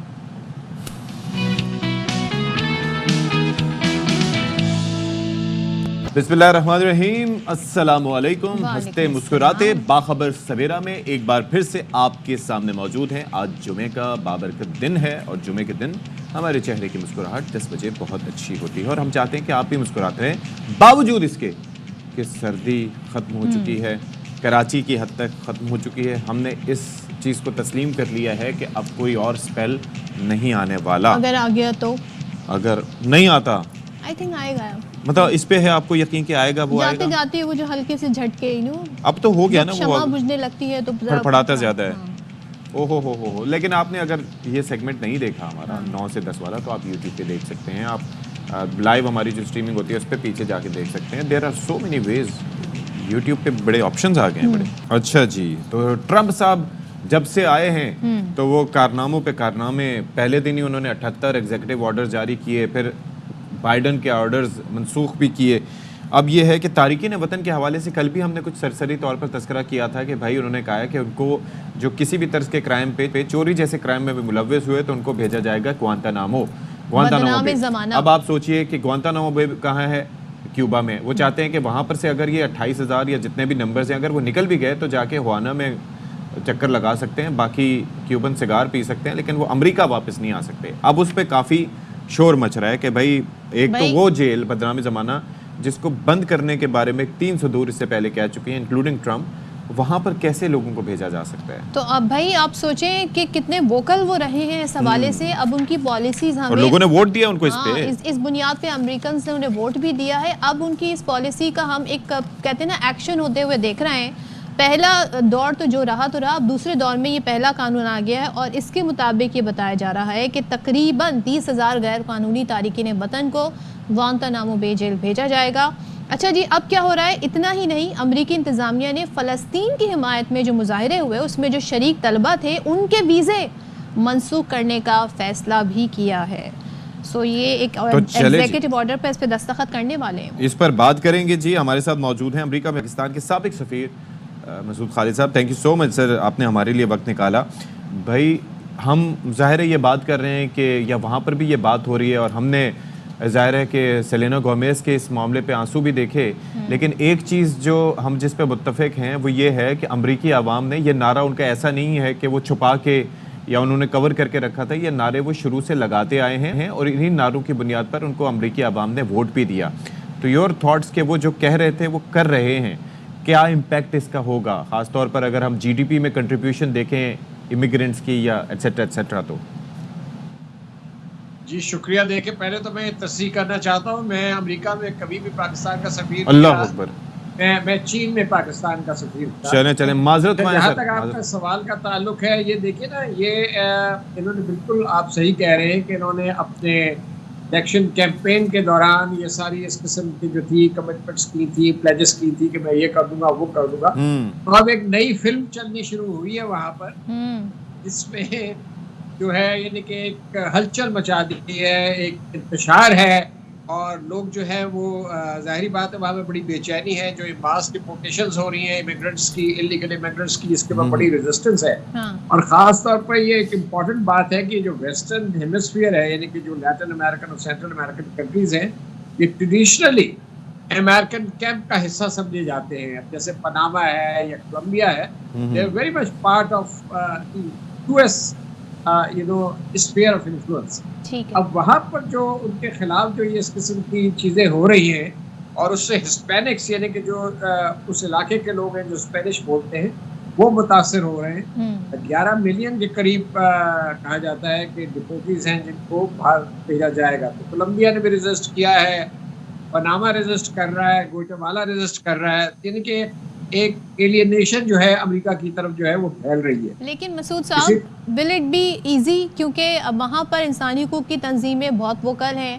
ان کی سپریم کورٹ میں بھی یہ معاملہ سننے میں آیا تھا کہ وہاں سے بھی ایشو یہ ہائی لائٹ ہو رہا ہے. تو آپ سمجھتے ہیں کہ یہ کر پائیں گے وہ, حالانکہ امریکی صدر کے پاس اختیار اور پاور بہت ہے؟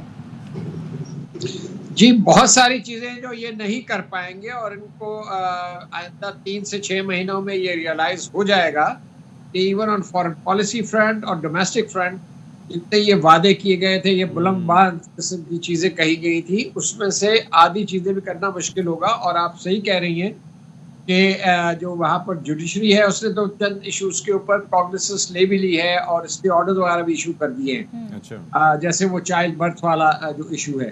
تو ان کو مشکلات آئیں گی. اسی طرح آپ دیکھیے اگر فارن پالیسی فرنٹ پہ دیکھیے آپ, تو جو غازہ سے انہوں نے ایک فیلر چھوڑا کہ وہاں سے پیلسٹینینز کو جو ہے وہ ایجپٹ ٹرانسفر کر دیا جائے اور جارڈن ٹرانسفر کر دیا جائے.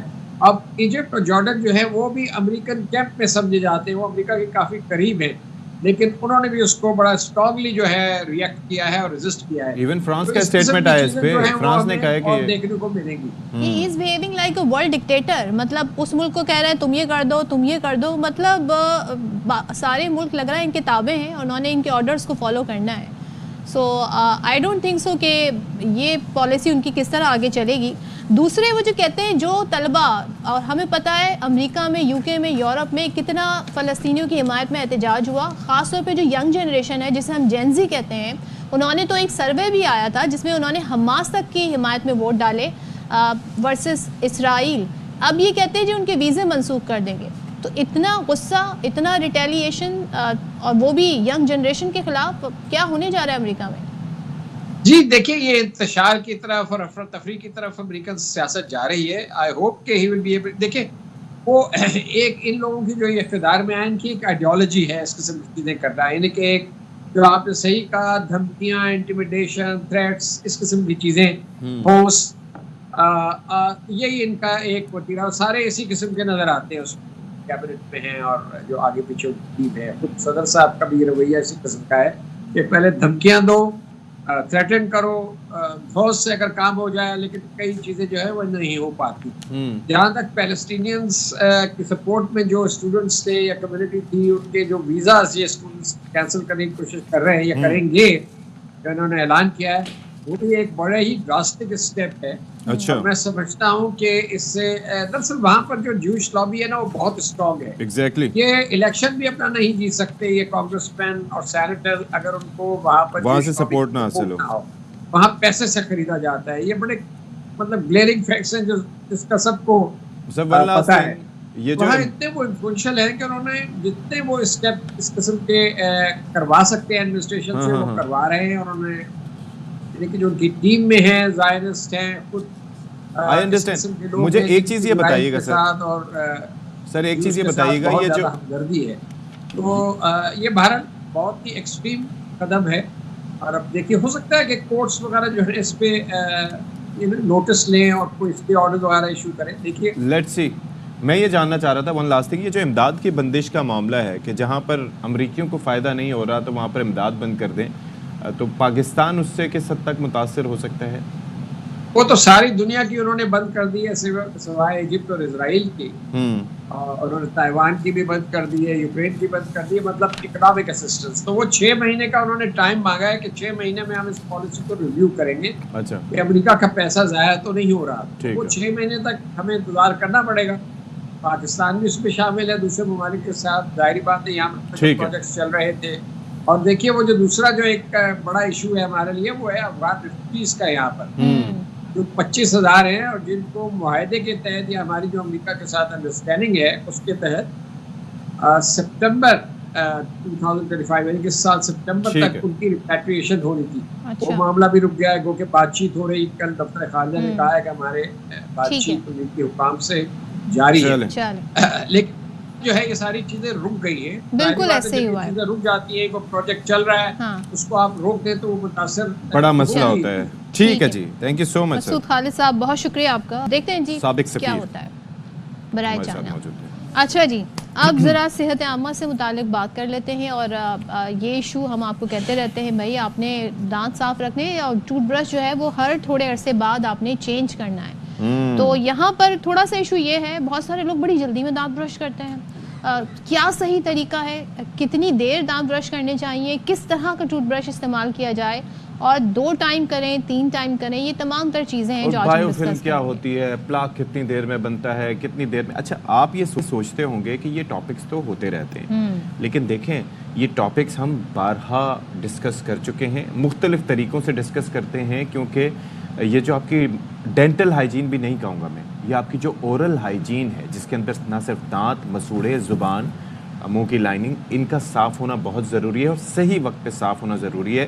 یعنی کہ بعض اوقات یہ ہے کہ آپ نے کھانا کھایا اور اس کے بعد 15 منٹ بعد وہ بایو فلم بننا شروع ہو جاتی ہے, اور 2 سے 3 گھنٹے آپ نے چھوڑ دیا تو کافی حد تک کام خراب ہو جاتا ہے. اور برش کیے بغیر سو گئے تو پھر اور مشکلات ہیں. اس لیے یہ بہت ضروری ہے کہ اس بار بار آپ کو یاد دہانی کرائی جائے. اچھا, اس لیے ہم یہ بات کر رہے ہیں کیونکہ سویڈن میں ایک تحقیق ہوئی, وہ تحقیق بتاتی ہے کہ 10 میں سے صرف 1 شخص دانتوں کی صحیح سے صفائی کرتا ہے. یہ بڑا علمی ہے. تو آج ہم کروائیں گے صحیح سے صفائی. ہمارے ساتھ موجود ہیں ڈینٹل سرجن ڈاکٹر قادر اوج صاحب, ہمارے شو کی. وعلیکم السلام, thank you, so nice of you. بہت شکریہ سر, آپ لوگوں کا بہت بہت مہربانی, کیونکہ ARY اور ARY کی پوری ٹیم جو ہے ہمیشہ مجھے بلا لیتے ہیں تو میں آ جاتا ہوں. کیا وجہ ہے کہ آپ آج ضرورت سے زیادہ جوان لگ رہے ہیں پچھلی دفعہ کی نسبت؟ سر جی یہ تو آپ لوگوں کی نظر اور دوسری ہماری جو ہے محنت ہماری اور فٹنس ہے. Thank you, so nice. مطلب running whatever. I used to, I mean, morning अपना वॉक करता Walk हूँ करते हैं, और चलिए। उसकी वजह से चले डॉक्टर साहब अब ये बताएं बताएं, ये किसकी ये बत्तीसी आप तहकीक कह लेके रही है हैं? भाई 10 ये से किसी 1 की बत्तीसी नहीं है, जस्ट अ मॉडल। अच्छा अच्छा डॉक्टर साहब वो जो तहकीक बताती है कि जी 10 में से 1 बंदा सही से दांत ब्रश कर रहा है, तो क्या तरीका है दांत ब्रश का? मैं आपको एक बात बता दूं, हमें एटलीस्ट 2 टाइम ब्रश करना चाहिए, ठीक है। Before bed and after breakfast. और ब्रश करने के लिए at least we have to take minimum 5 minute, minimum 2 minute and maximum maximum 5। Sorry अच्छा, ब्रश करने के लिए सर? यस। तो इसमें ब्रिस्टल सर कैसे होने चाहिए? देखिए, क्योंकि मैं आपको बता अगर देता ये मसूड़े, मैं इसलिए ये कह रहा हूँ कि मसूड़े बहुत नाजुक चीज हैं। आपने और खुद अगर को आप ब्रश करना है, अपने मसूड़ों को तो ब्रश नहीं करना है ना। But they are connected. या तो उसके लिए आई हैव टेकन दिस बिल्कुल। मॉडल, और इस मॉडल में एटलीस्ट आपको 1 मटर के दाने के बराबर पेस्ट लेना कम है। से कम। मटर के दाने, ओ यस, वो जो इश्तिहारों में दिखाते हैं यहाँ से लेके यहाँ तक वो अपनी जो है वो करवाते हैं, ठीक है। वो लेके आपने पहले यहाँ लगा पे लेना है। पहला, लगा लिया। ठीक है। फर्स्ट स्टेप ये होना चाहिए। फिर उसके बाद यू हैव टू स्टार्ट के 45 एंगल पे। अच्छा, यूं करना है? 45 डिग्री। जी, सदफ, ये आपका प्रॉपर, 45 यानी degree कि like जस्ट रोल करना चाहिए, अच्छा नहीं कि आपने रगड़े। अच्छा, लोग ऐसे ऐसे करते हैं। No, this is totally wrong. कुछ भी ऐसे नहीं। अच्छा, आपको हम कोई यूं फायदा नहीं नहीं करते, होगा। लेकिन हम यूं नहीं, देखिए आप, ये आपके गम्स से ओ विंडशील्ड की तरह जी। जी रोल करना चाहिए। ओके 45 आपने रख लिया, आपको गम्स पे नहीं करना है। ओके। ये आपका प्रॉपर है। अल्लाह उसके बाद जो है अच्छा, अब ये- जो आपके अंदर का जो एरिया है जी, दांतों का, उसको भी ऐसे ही करना है। ऐसे, और ये ऊपर वाले ऐसे, अच्छा, ऊपर वाले जस्ट अपोजिट आपने नीचे ये लगा दिया आपने। फिर उसके बाद 45 एंगल पे इंतहाई मजबूत दांत है ये जस्ट बड़े भी मॉडल है। और साफ भी है, हाँ। वाइट। ये आप नहीं करना है। ये सर मुझे ये बताएं कि नीचे के दांतों की निस्बत ऊपर के दांत इतने शरीफ और मासूम क्यों होते हैं? उन पे कमोबेश ही इतने मसाइल होते हैं, यानी कि उनकी देखिए- सफाई भी आसान होती है, उन पे इतना कुछ अब मैं आपको एक बात बताऊं कि आप जब भी ब्रश करते हैं तो मोस्टली आप लेफ्ट साइड को ज़्यादा ब्रश कर लेते हैं, फिर राइट साइड रह जाता है। इतनी तवज्जो नहीं देते। हाँ, तो ये है कि आपकी तवज्जो ऊपर में ज़्यादा होती है कि नीचे कम हो जाते हैं। लेकिन बाद में चूंकि ग्रेविटी का भी इशू होता है ना, सलाइवा भी आपके नीचे होता है, नहीं, खाना देखिए, भी- हाँ वो सही बात है अपनी जगह पे। सलाइवा जो है बजाते खुद आपकी Cleaning क्लीनिंग करता करता है। आपकी जितने फूड, हार्ड फूड होते हैं, इसीलिए तो कहते हैं कि सख्त चीज़ें, सेब, गाजर, इस चीज़ को तरफ आप ज़्यादा तवज्जो दे देंगे, ज़्यादा cleaning, that is a self cleansing. Okay. अच्छा डॉक्टर साहब, अपर एरिया जो है और आपकी जो टंग है वो भी साफ होनी चाहिए। मस्ट इन द लास्ट, वो जो लास्ट स्टेप है आपका, टंग को आपने साफ करना है इसी ब्रश से। ब्रश के उल्टे हिस्से से। जी, अगर ये- पर- और ये टंग, हाँ, अच्छा, यूं करके कर सकते जी, हैं? जी। बहुत सारे लोग इतना दांत साफ करते हैं, कहते हैं वाइट ही नहीं हो रहा है, तो क्या दांतों के रंग भी मुख्तलिफ होते हैं, देखिए, कलर? बेसिकली स्टेन होता है। स्टेन 2 किस्म के होते हैं, एक होता है एक्सोजीनियस स्टेन और एक होता है एंडोजीनियस स्टेन।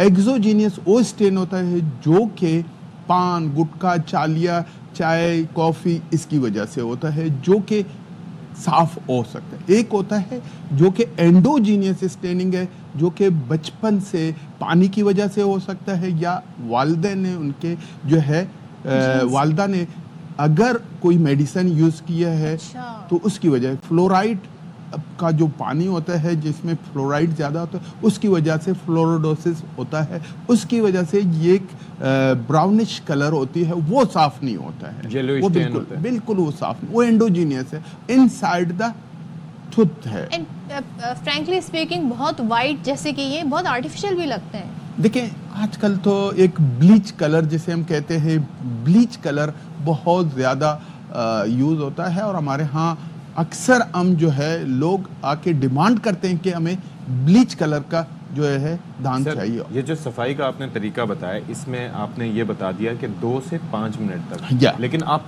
करें इसी तरीके से रोल करके, जी। मतलब आपने यूं रगड़ना नहीं है। नहीं, नहीं, पहली नहीं। चीज ये।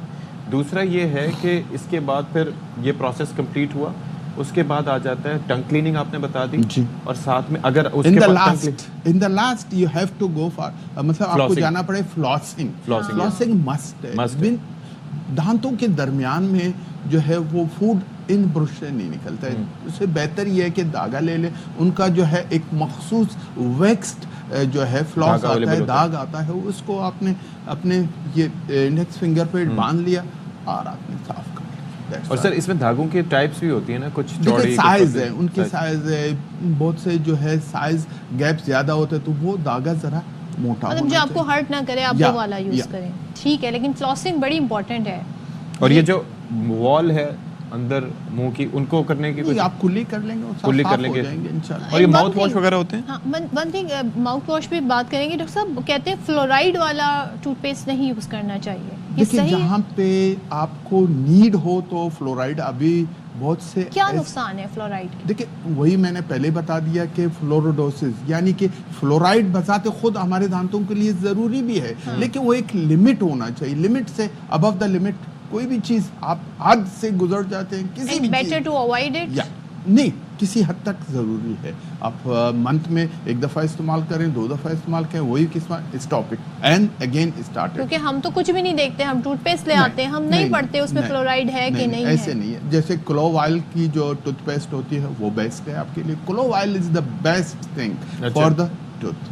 लौंग या जो वैसे दर्द भी हो तो उसमें भी रख लेते हैं लोग, यूज होते हैं। अच्छा, उसमें होता है क्या सर क्लोव में कि वो दर्द से भी अफाक? सारी बात है, उसकी जो नर्व फाइबर्स हैं उनको यानी कि सेडेट कर लेता है, जिसकी वजह से पेन सबसाइड हो जाए। और आप ये कह रहे, अच्छा, और खाने के बाद जैसे मैं बता रहा था कि ये जो बायोफिल्म बनना शुरू हो जाती है, चमकीली सी और slippery C, with in 5 minute है ना, मैं ये कह रहा था, बाज़ औक़ात 3 घंटे में तो दुनिया इधर से उधर हो जाती है। इसीलिए जस्ट आपने खाना खा लिया, खाना खाने के बाद आपने ब्रश करना है ताकि दूसरे खाने तक वो साफ रहे। फिल्म बन जाती है लेकिन वो इतना नुकसानदेह नहीं अगर उसको आपने हटाया नहीं, हटाना चाहिए। नेक्स्ट में आप बिल्कुल 24 घंटे 12 घंटे का एक फर्क रख लें दांत ब्रश करने के लिए। लेकिन सुबह जो है आफ्टर ब्रेकफास्ट, लोग हमारे जो है बिफोर ब्रेकफास्ट करते हैं, रात को आफ्टर डिनर, सुबह आफ्टर ब्रेकफास्ट। चलें, इन चीज़ों का ख्याल रखें। और माउथ वॉश के लिए अगर आप कुछ कहना चाहें? जी देखिए, best mouth wash that is the table salt. नीम गर्म पानी ले लें, उसमें नमक डाल के कुल्ली करें, बेस्ट वन। अदरवाइज कलरफुल बहुत है हमारे पास, हम कुछ भी लिख के दे देंगे, ये बेस्ट है, इसलिए सस्ती है, लोग इस्तेमाल घर की चीज़ है, तो आप क्या इसमें पैसा भी खर्च नहीं हो रहा एडिशनल। बेस्ट। चलें जी, thank you so much ji, thank you so much जी, बहुत शुक्रिया कादिर साहब, आप तशरीफ़ लाए और हमेशा काफ़ी मालूमात हमें अच्छी मिलती है। मैं तो हमेशा ये रोल करने वाला आइडिया तो इससे पहले कभी नहीं मिला। थोड़ा पेशेंस चाहिए, पता नहीं जब हम दांत ब्रश कर रहे होते हैं हमें जल्दी किस बात की, उस वक्त सारी दुनिया के मसाइल हमें याद आ रहे होते हैं और यूं करके अब आपने सारे जो ख्यालात होते हैं वो जज्बात की सूरत में निकल रहे होते हैं। चले जी, अब ज़रा कुछ हम आपको बता देते हैं, जब क्योंकि अब हम तो भी गर्मी के फेज़ में दाखिल हो गए, तो ऐसे में जब पिछले ज़मानों में ऐसे घर बने हुआ करते थे जो मट्टी के घर होते थे। अब जब मट्टी का घर हो तो सोचें वो ऑलरेडी ऑटोमेटिकली ठंडा ही होगा, तो क्या करें, जब इतने बिजली के बिल आ रहे हैं तो क्या मट्टी के घर बना रहे हैं? घर बनाने के लिए पैसे भी चाहिए, खैर। लेकिन अब ये मट्टी के घर नहीं आपको देखने में मिलते, शाज़ व नादिर ही ऐसा होता है। हमारे गांव में भी हुआ करते थे, लेकिन अब सब चीजें पक्की होती चली जा रही हैं, तो कमोबेश ही देखने को मिलते हैं। लेकिन चमन में आपको ये बहुत तादाद में दिखाई देंगे, तो अख्तर गुलफाम हमें दिखा रहे हैं ऐसे घर। गाँव का ख्याल आते ही कच्ची मिट्टी से बने घर नजरों में घूमते हैं, लेकिन गुजरते वक्त के साथ इन घरों की जगह कंक्रीट से बने बिल्डिंगों और बंगलों ने ले ली है। ताहम बलूचिस्तान के जिला चमन में आज भी ये कदीमी घर जा बजा नजर आते हैं। ये घर मेरे दादा ने 40 साल पहले तामीर करवाया था। ये सर्दियों में गर्म हो और गर्मियों में ठंडा होता है। ये घर पानी में मिट्टी डालकर उस में मिलाकर पत्थरों की तरतीब से रखकर बनाया जाता है। इसकी छत लकड़ी, जंगली घास और मिट्टी से बनी हुई है। ये कच्चे घर जहाँ एक जानिब कुदरती माहौल फराहम करते हैं, तो साथ ही मौसम की सख्ती का मुकाबला करने की भी भरपूर सलाहियत रखते हैं। अगरचे इन घरों में रहने वाले بہت سے افراد کنکریٹ کے گھر اور بنگلے بنوا سکتے ہیں، لیکن انہیں اپنے ان کچی دیواروں سے پیار ہے اور وہ ایسی اپنے ثقافت کا حصہ سمجھتے ہیں۔ کیمرہ ٹیم کے ساتھ اختر غفام، ARY نیوز، چمن۔ اور صدف اتنی مشکل والا کام ہوتا تھا یہ کچے گھروں میں، لیپائی کا جو کام ہوتا ہے خاص طور پر فرش بنانا یا فرش بچھانا، اس کے اوپر بہت محنت ہوتی تھی خواتین کی۔ اٹ وازنٹ ایزی، پینٹ وغیرہ نہیں ہوتا تھا، خود ہی گھر بنتے تھے مٹی سے، گارے سے اور پھر پتھروں سے، اور وہ تو خیر مستری مزدوروں کے کام ہوتے تھے، لیکن اس کے بعد ان کی جو لپائی ہوتی تھی وہ بڑا ایک آرٹ ہوتا تھا۔ پھر واٹر پروفنگ ان کی چھت کی، صفائی رکھنا، اور وہ بہت صاف ستھرے ہوتے تھے، کمال چیزیں ہوتی تھیں۔ I'll share the pictures اگر مجھے ملی۔ بالکل شیئر کیجیے گا۔ ہم یہاں پر بریک لے رہے ہیں، بریک کے بعد واپس آتے ہیں۔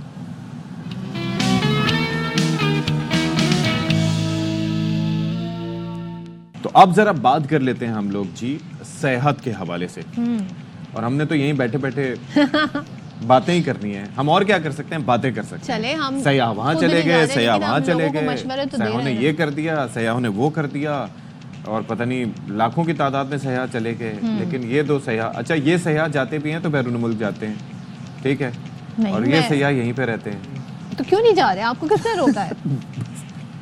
مجھے میرے حالات نے روکا ہے صدف، حالات نے۔ میں اس پہ حوالے سے بعد میں بات کروں گی، لیکن ہم یہاں بات کر رہے ہیں اپنے خوبصورت ملک کی، اور خاص طور پہ اگر ہم کے پی کی بات کریں تو بھائی وہاں کے تو سبھی بھی معترف ہیں، قدرتی حسن کے سبھی معترف ہیں، اور یہ ایک زرخیز آپ سمجھ لیں خطہ بھی ہے، ہریالی بھی ہے، پہاڑ ہیں، پھر اب تو برف باری سے بھی کافی زیادہ وہاں پر لوگ لطف اندوز ہو رہے ہیں۔ سو کراچی میں آج سے پاکستان ٹریول مارٹ ایکسپو کا انعقاد ہونے جا رہا ہے، اور یہ 3 روزہ ٹریول مارٹ ہے۔ اس میں مختلف موضوعات پہ کانفرنس ہوگی، ساتھ ہی صوبائی سیاحت و ثقافت کی نمائش کا بھی موقع ملے گا۔ تو Khyber Pakhtunkhwa culture and tourism authority صوبے کی سیاحت اور ثقافت کو اس نمائش میں اجاگر کرنے جا رہی ہے، اور کے پی کے خوبصورت سیاحتی مقامات اور وہاں جو ٹورزم کے لیے سہولیات ہیں، مقامی ہنرمندوں کی دستکاری اور دیگر جو سرمایہ کاری کے مواقع، اس سے آگاہ کریں گے۔ Going to be very interesting, ہمیں بھی ویسے وہاں پر جانا چاہیے کے پی جانے سے پہلے۔ اس طرح کیا ہو رہا ہے تو اس پر بات کرنے کے لیے ہمارے ساتھ موجود ہے، ہم خود تو جا نہیں سکے لیکن اسٹوڈیوز میں ہم نے بلوا لیا ہے خیبر پختونخوا کے مشیر برائے سیاحت و ثقافت زاہد چنزیب صاحب ہمارے ساتھ موجود ہیں۔ السلام علیکم۔ ویری نائس سوٹ زاہد صاحب، بڑا زبردست کلر ہے یہ۔ اچھا یہ ذرا مجھے بتائیے کہ میں اور صدف یہ کہہ رہے ہیں کہ آپ نے ہمیں تو نہیں بلوایا، خود آپ یہاں کراچی تشریف لے آئے، چلیں یہ بھی بہت بہتر ہے، لیکن یہ کہاں پر یہ پویلین لگا ہے اور کیا ارینجمنٹس اس کے لیے کیے جا رہے ہیں؟ دیکھیں یہاں پہ تو ہمارا پویلین لگا ہے خیبر پختونخوا کے نام سے، اور جہاں پہ ہم نے اپنی ثقافت کو بھی اجاگر کیا ہے، پلس ہمارا ٹورزم کے ساتھ جتنا بھی لنک تھا تو اس کو بھی ہم نے اس اسٹال کے اندر لے کے آئے ہیں۔ ہمارا ایک بڑا جو ٹورزم کے حوالے سے انٹیگریٹو ایک زون ہے ہمارا، تو اس زون کے اندر ہمارے پاس کافی چیزیں، اور اس میں یہ زون ہمارے اس کے اندر ITZs ایک ہمارا پروجیکٹ ہے وہ چل رہا ہے۔ وہ ہے کیا؟ یہ ایک آپ کہہ لیں کہ ایک پورا سیکٹر ہے۔ اچھا، اس سیکٹر کے اندر ہمارے پاس جو ان سے تقریباً اویلیبل جو لینڈ ہے وہ 600-500 کے کنال لینڈ ہیں اس کے اندر۔ اس میں مختلف چیزیں ابھی جیسے ابھی ایبٹ آباد کے اندر ہمارا ٹھنڈیانی ہے، پھر مانسرا کے اندر مکنیال ہے، پھر مڈا کلش کے اندر چترال میں، تو یہ وہاں پہ ایک قسم کا ایک سیکٹر بنائے جا رہے ہیں جس کے اندر ایک ہی زون کے اندر آپ کو تمام فیسلٹیز ملیں گی، آپ کو 5 اسٹارز ہوٹلز ملیں گے، وہاں پہ آپ کو پلے گراؤنڈز ملیں گے، تھیم پارکس ملیں گے، سینماز کے ہمارے پاس پلاٹس ہیں وہ ملیں گے۔ تو ہم اب یہ چاہ رہے ہیں کہ جتنے بھی لوگ باہر سے جو سیاح آتے ہیں تو آپ کو ایک ہی سیکٹر کے اندر ہی سب چیزیں اویلیبلٹی ملے آپ کو۔ تو روڈ کا وہاں پہ یہ ہے کہ ہم نے روڈز وہاں پہ تقریباً مین کے اندر ہم نے تقریباً 60-70% ہمارا کام ہو چکا ہے وہاں پہ۔ تو اب ان چیزوں کو ہم ٹریول مارٹ کے اندر لے کے آئے ہیں تاکہ پرائیویٹ سیکٹر بھی اس میں انوالو ہو جائے۔ ہاں میں یہی پوچھنا چاہ رہی تھی، سرمایہ کاری کے مواقع ہوں گے تو کس طرح کی سرمایہ کاری ہو سکتی ہے؟ دیکھیں جب ہم یہ چیزیں لے کے آئے ہیں تو یہ لینڈ کے پی گورنمنٹ کی ہے، تو کے پی گورنمنٹ کی طرف سے یہ لینڈ ہم ان کو لیز پہ دیں گے۔ اب ہمارے CM صاحب نے علی مین صاحب نے ایک لیز پالیسی لے کے ہیں، کیونکہ پہلے لیز پالیسی یہ ہوا کرتی تھی کہ آپ کو 25 سے 30 سال کے لیے آپ کو لینڈ لیز پہ ہم دیتے تھے۔ اب آپ یہ دیکھیں کہ جو 25 سے 30 سال جب آپ لینڈ لیز پہ دیتے ہیں تو اس میں آپ کے پاس اتنا بڑا انویسٹر نہیں آتا۔ انویسٹر کہتا ہے کہ اگر آپ پیسہ لگانا وہ چاہتا ہے آپ خود دیکھیں کہ ایک جگہ پہ اگر وہ پیسہ لگا رہا ہے 25-30 سال کے لیے 10 سال تو اس کو کنسٹرکشن میں لگ گئے, اب اس کی انکم اس کے پاس کیا آئے گی 12 سال 10 سال, اور پھر پیمنٹ شروع ہو جائے گی, تب وہ پیمنٹ شروع ہو جائے گی. اب ہم نے یہ کیا ہے کہ 50 سے 99 لیز کی ایئرز کی. اب یہ ہے کہ آپ شہروں میں ہوتی ہے, جی شہروں میں ہوتی ہے. اب اس میں یہ ہوگا کہ آپ کی اربوں میں انویسٹمنٹ آئے گی. جب اربوں میں انویسٹمنٹ آئے گی تو اس کے لیے ہمارا یہ ٹورزم پروموٹ ہوگا, تو کنسٹرکشنز آئے گی, روڈز بنیں گے, اسکولز ملے گا. اچھا ایک چیز آپ نے ابھی 5 اسٹار ہوٹلز کی بات کی نا, ابھی پچھلے دنوں میرے خیال میں کے پی سے ہی ہم نے یہ بات کی تھی کہ لوگوں کو انسینٹیوز دیے جا رہے ہیں تاکہ Airbnb type کے فکسچر جو ہے وہ اپنے پاس شروع کریں, کنسٹرکشن کروائیں, گورنمنٹ سے لون لیں, اور اس کے بعد پھر وہاں پر جو ٹریولرز آتے ہیں ان کو وہاں پر رکھیں. جی ابھی ہاں ہم نے recent M O U sign کیا خیبر بینک کے ساتھ. اچھا ٹھیک ہے, تو یہ ہمارے سی ایم صاحب نے کوششوں سے, اور ہم نے اس میں کیا یہ آئی ایم گلیڈ کہ سی ایم صاحب اس بارے میں کوششیں کر رہے ہیں. جی یہ اسٹے ہوم کے نام سے ہے, اس میں ہم 3 ملین تک لون دے رہے ہیں. اس میں آپ یہ کر سکتے ہیں کہ آپ کے پاس اویلیبل اگر 2 رومز ہیں اس کو فرنش کرنا چاہ رہے تو ایز اٹ از آپ کر سکتے ہیں اس کو, اور اگر نہیں تو آپ فریش اگر روم بناتے ہیں تو آپ 2 سے 3 روم بنائیں اس کے اوپر. Let's address the elephant in the روم.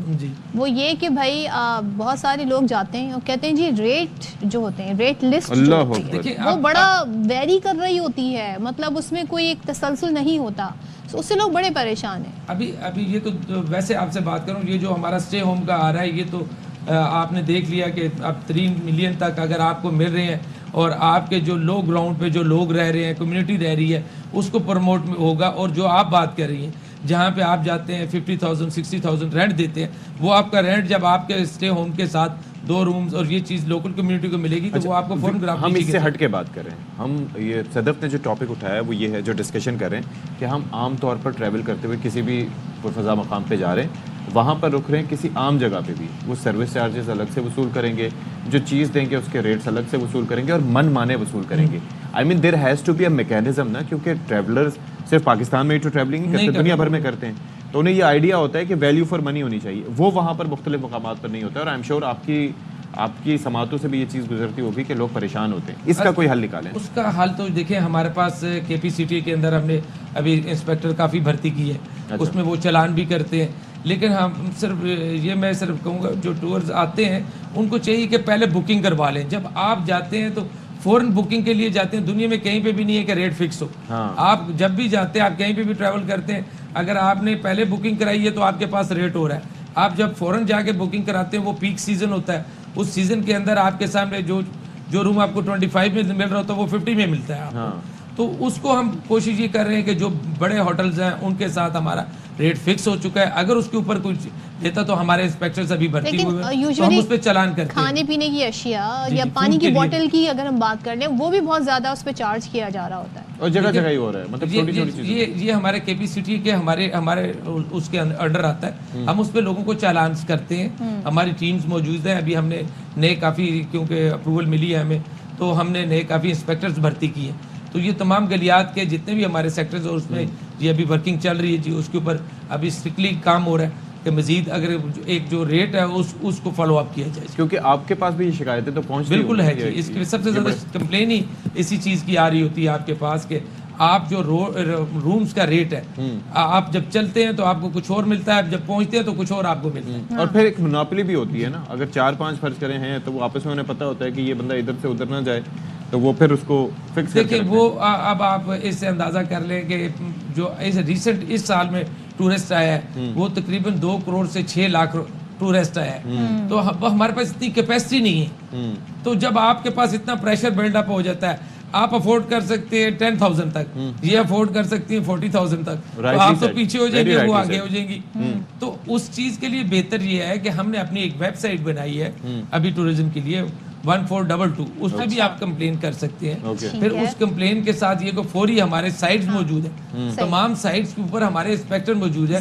پھر ہماری ٹورزم پولیس موجود ہے. ابھی ہماری ٹورزم پولیس کو ہم نے بڑا ٹرین کیا ہے, اس کو ہم نے یہ اسی چیز کی ٹریننگ دی ہے کہ آپ نے کوئی چالان نہیں کرنا, آپ کا کام ہے فیسیلیٹیٹ کرنا. آپ کو روڈ کہیں بند ہے, آپ کے ہمارے پولیس کے بائکس موجود ہے, تو وہ لوگ اب ٹورزم پولیس کو ہم نے انوالو کیا ہے کہ 4 سے 5% اس سے بہت آسانی ہو جائے گی. تھینک یو سو مچ زاہد صاحب, بہت شکریہ آپ کا, آپ آئے, آپ نے ہمیں کافی ڈیٹیل میں چیزیں ہمیں بتائی ہیں. بریک لیتے ہیں, بریک کے بعد آتے ہیں.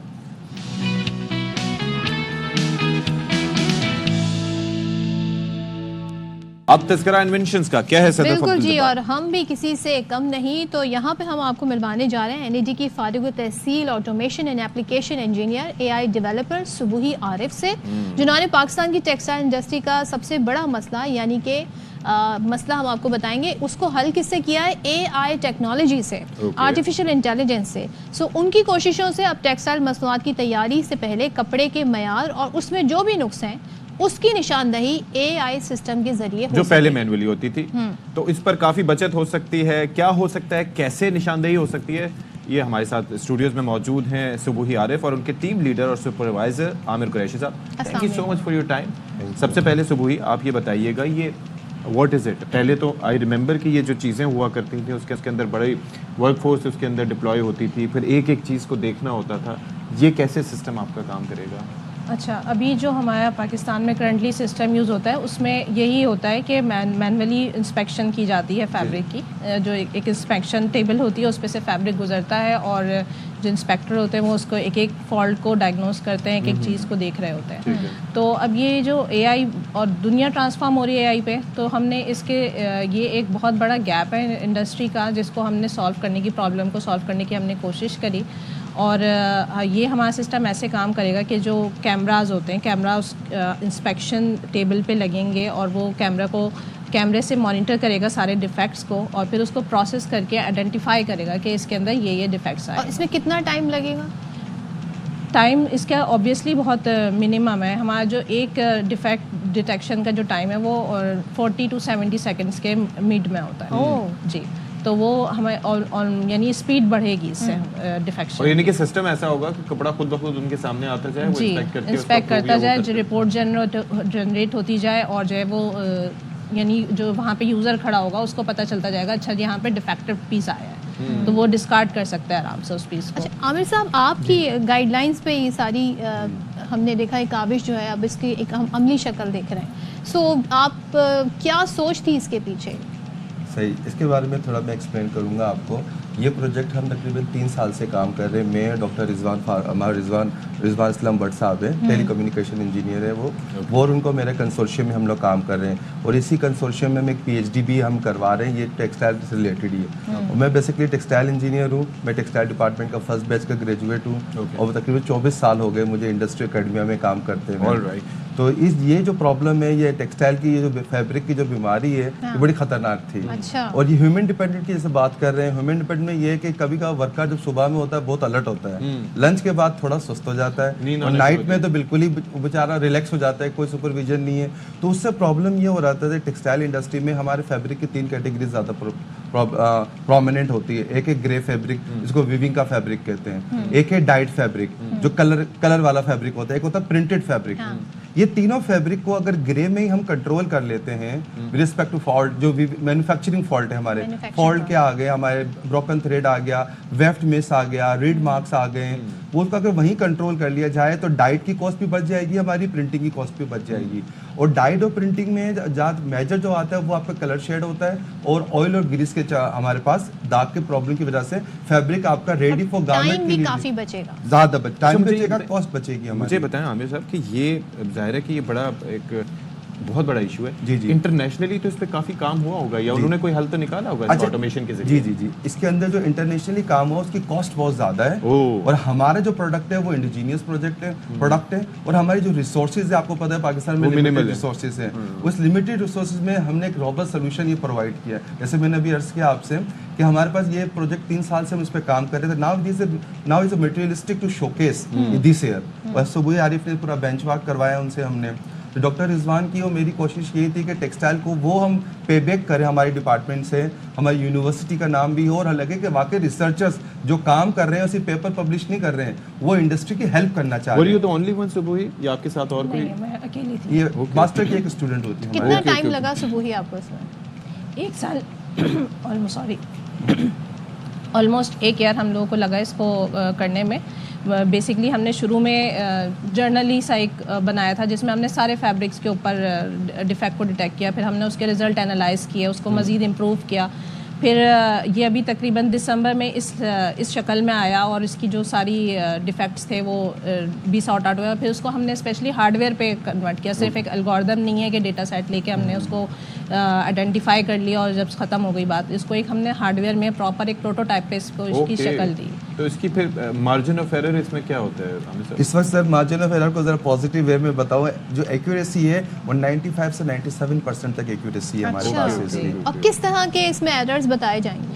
یہ ہوز بتا سکتا ہے, بروکن تھریڈ ہے, اسٹرین ہو گیا, کٹ ہوتے ہیں, ڈیمیج ہوتے ہیں فیبرک کو, اس طرح کے. اور بھی اگر جیسے ہم اس کو مزید ٹرین کریں گے, اس کی ایکوریسی اور بڑھ جائے گی, اس میں مزید فیبرکس ڈالیں گے تو اس کی فیبرک کی رینج بھی اور بڑھ جائے گی. تو ویسے تو ہم روبوٹک انداز میں جب کام کی بات کرتے ہیں وہ ایک الگ چکر ہوتا ہے. اے آئی کا مطلب یہ ہوا کہ وہ اپنے آپ سیکھنے کی بھی صلاحیت رکھتا ہے.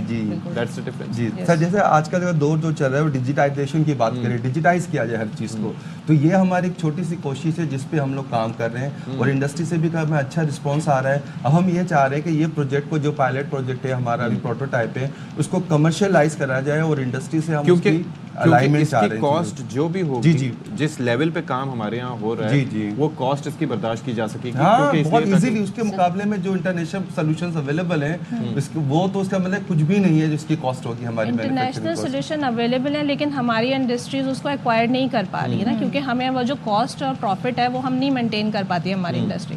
تو یعنی اگر ہوتا مطلب ہمارے لیے وائبل ہوتا تو وہ آلریڈی یہاں پہ پرچیز ہو کر آ چکا ہوتا. اسی لیے ہم ایک لوکل سسٹم کی بات کریں بالکل, تاکہ یہیں پر ایک چیز مینوفیکچر ہوگی وہ آلموسٹ وہ لازمی لاس کا.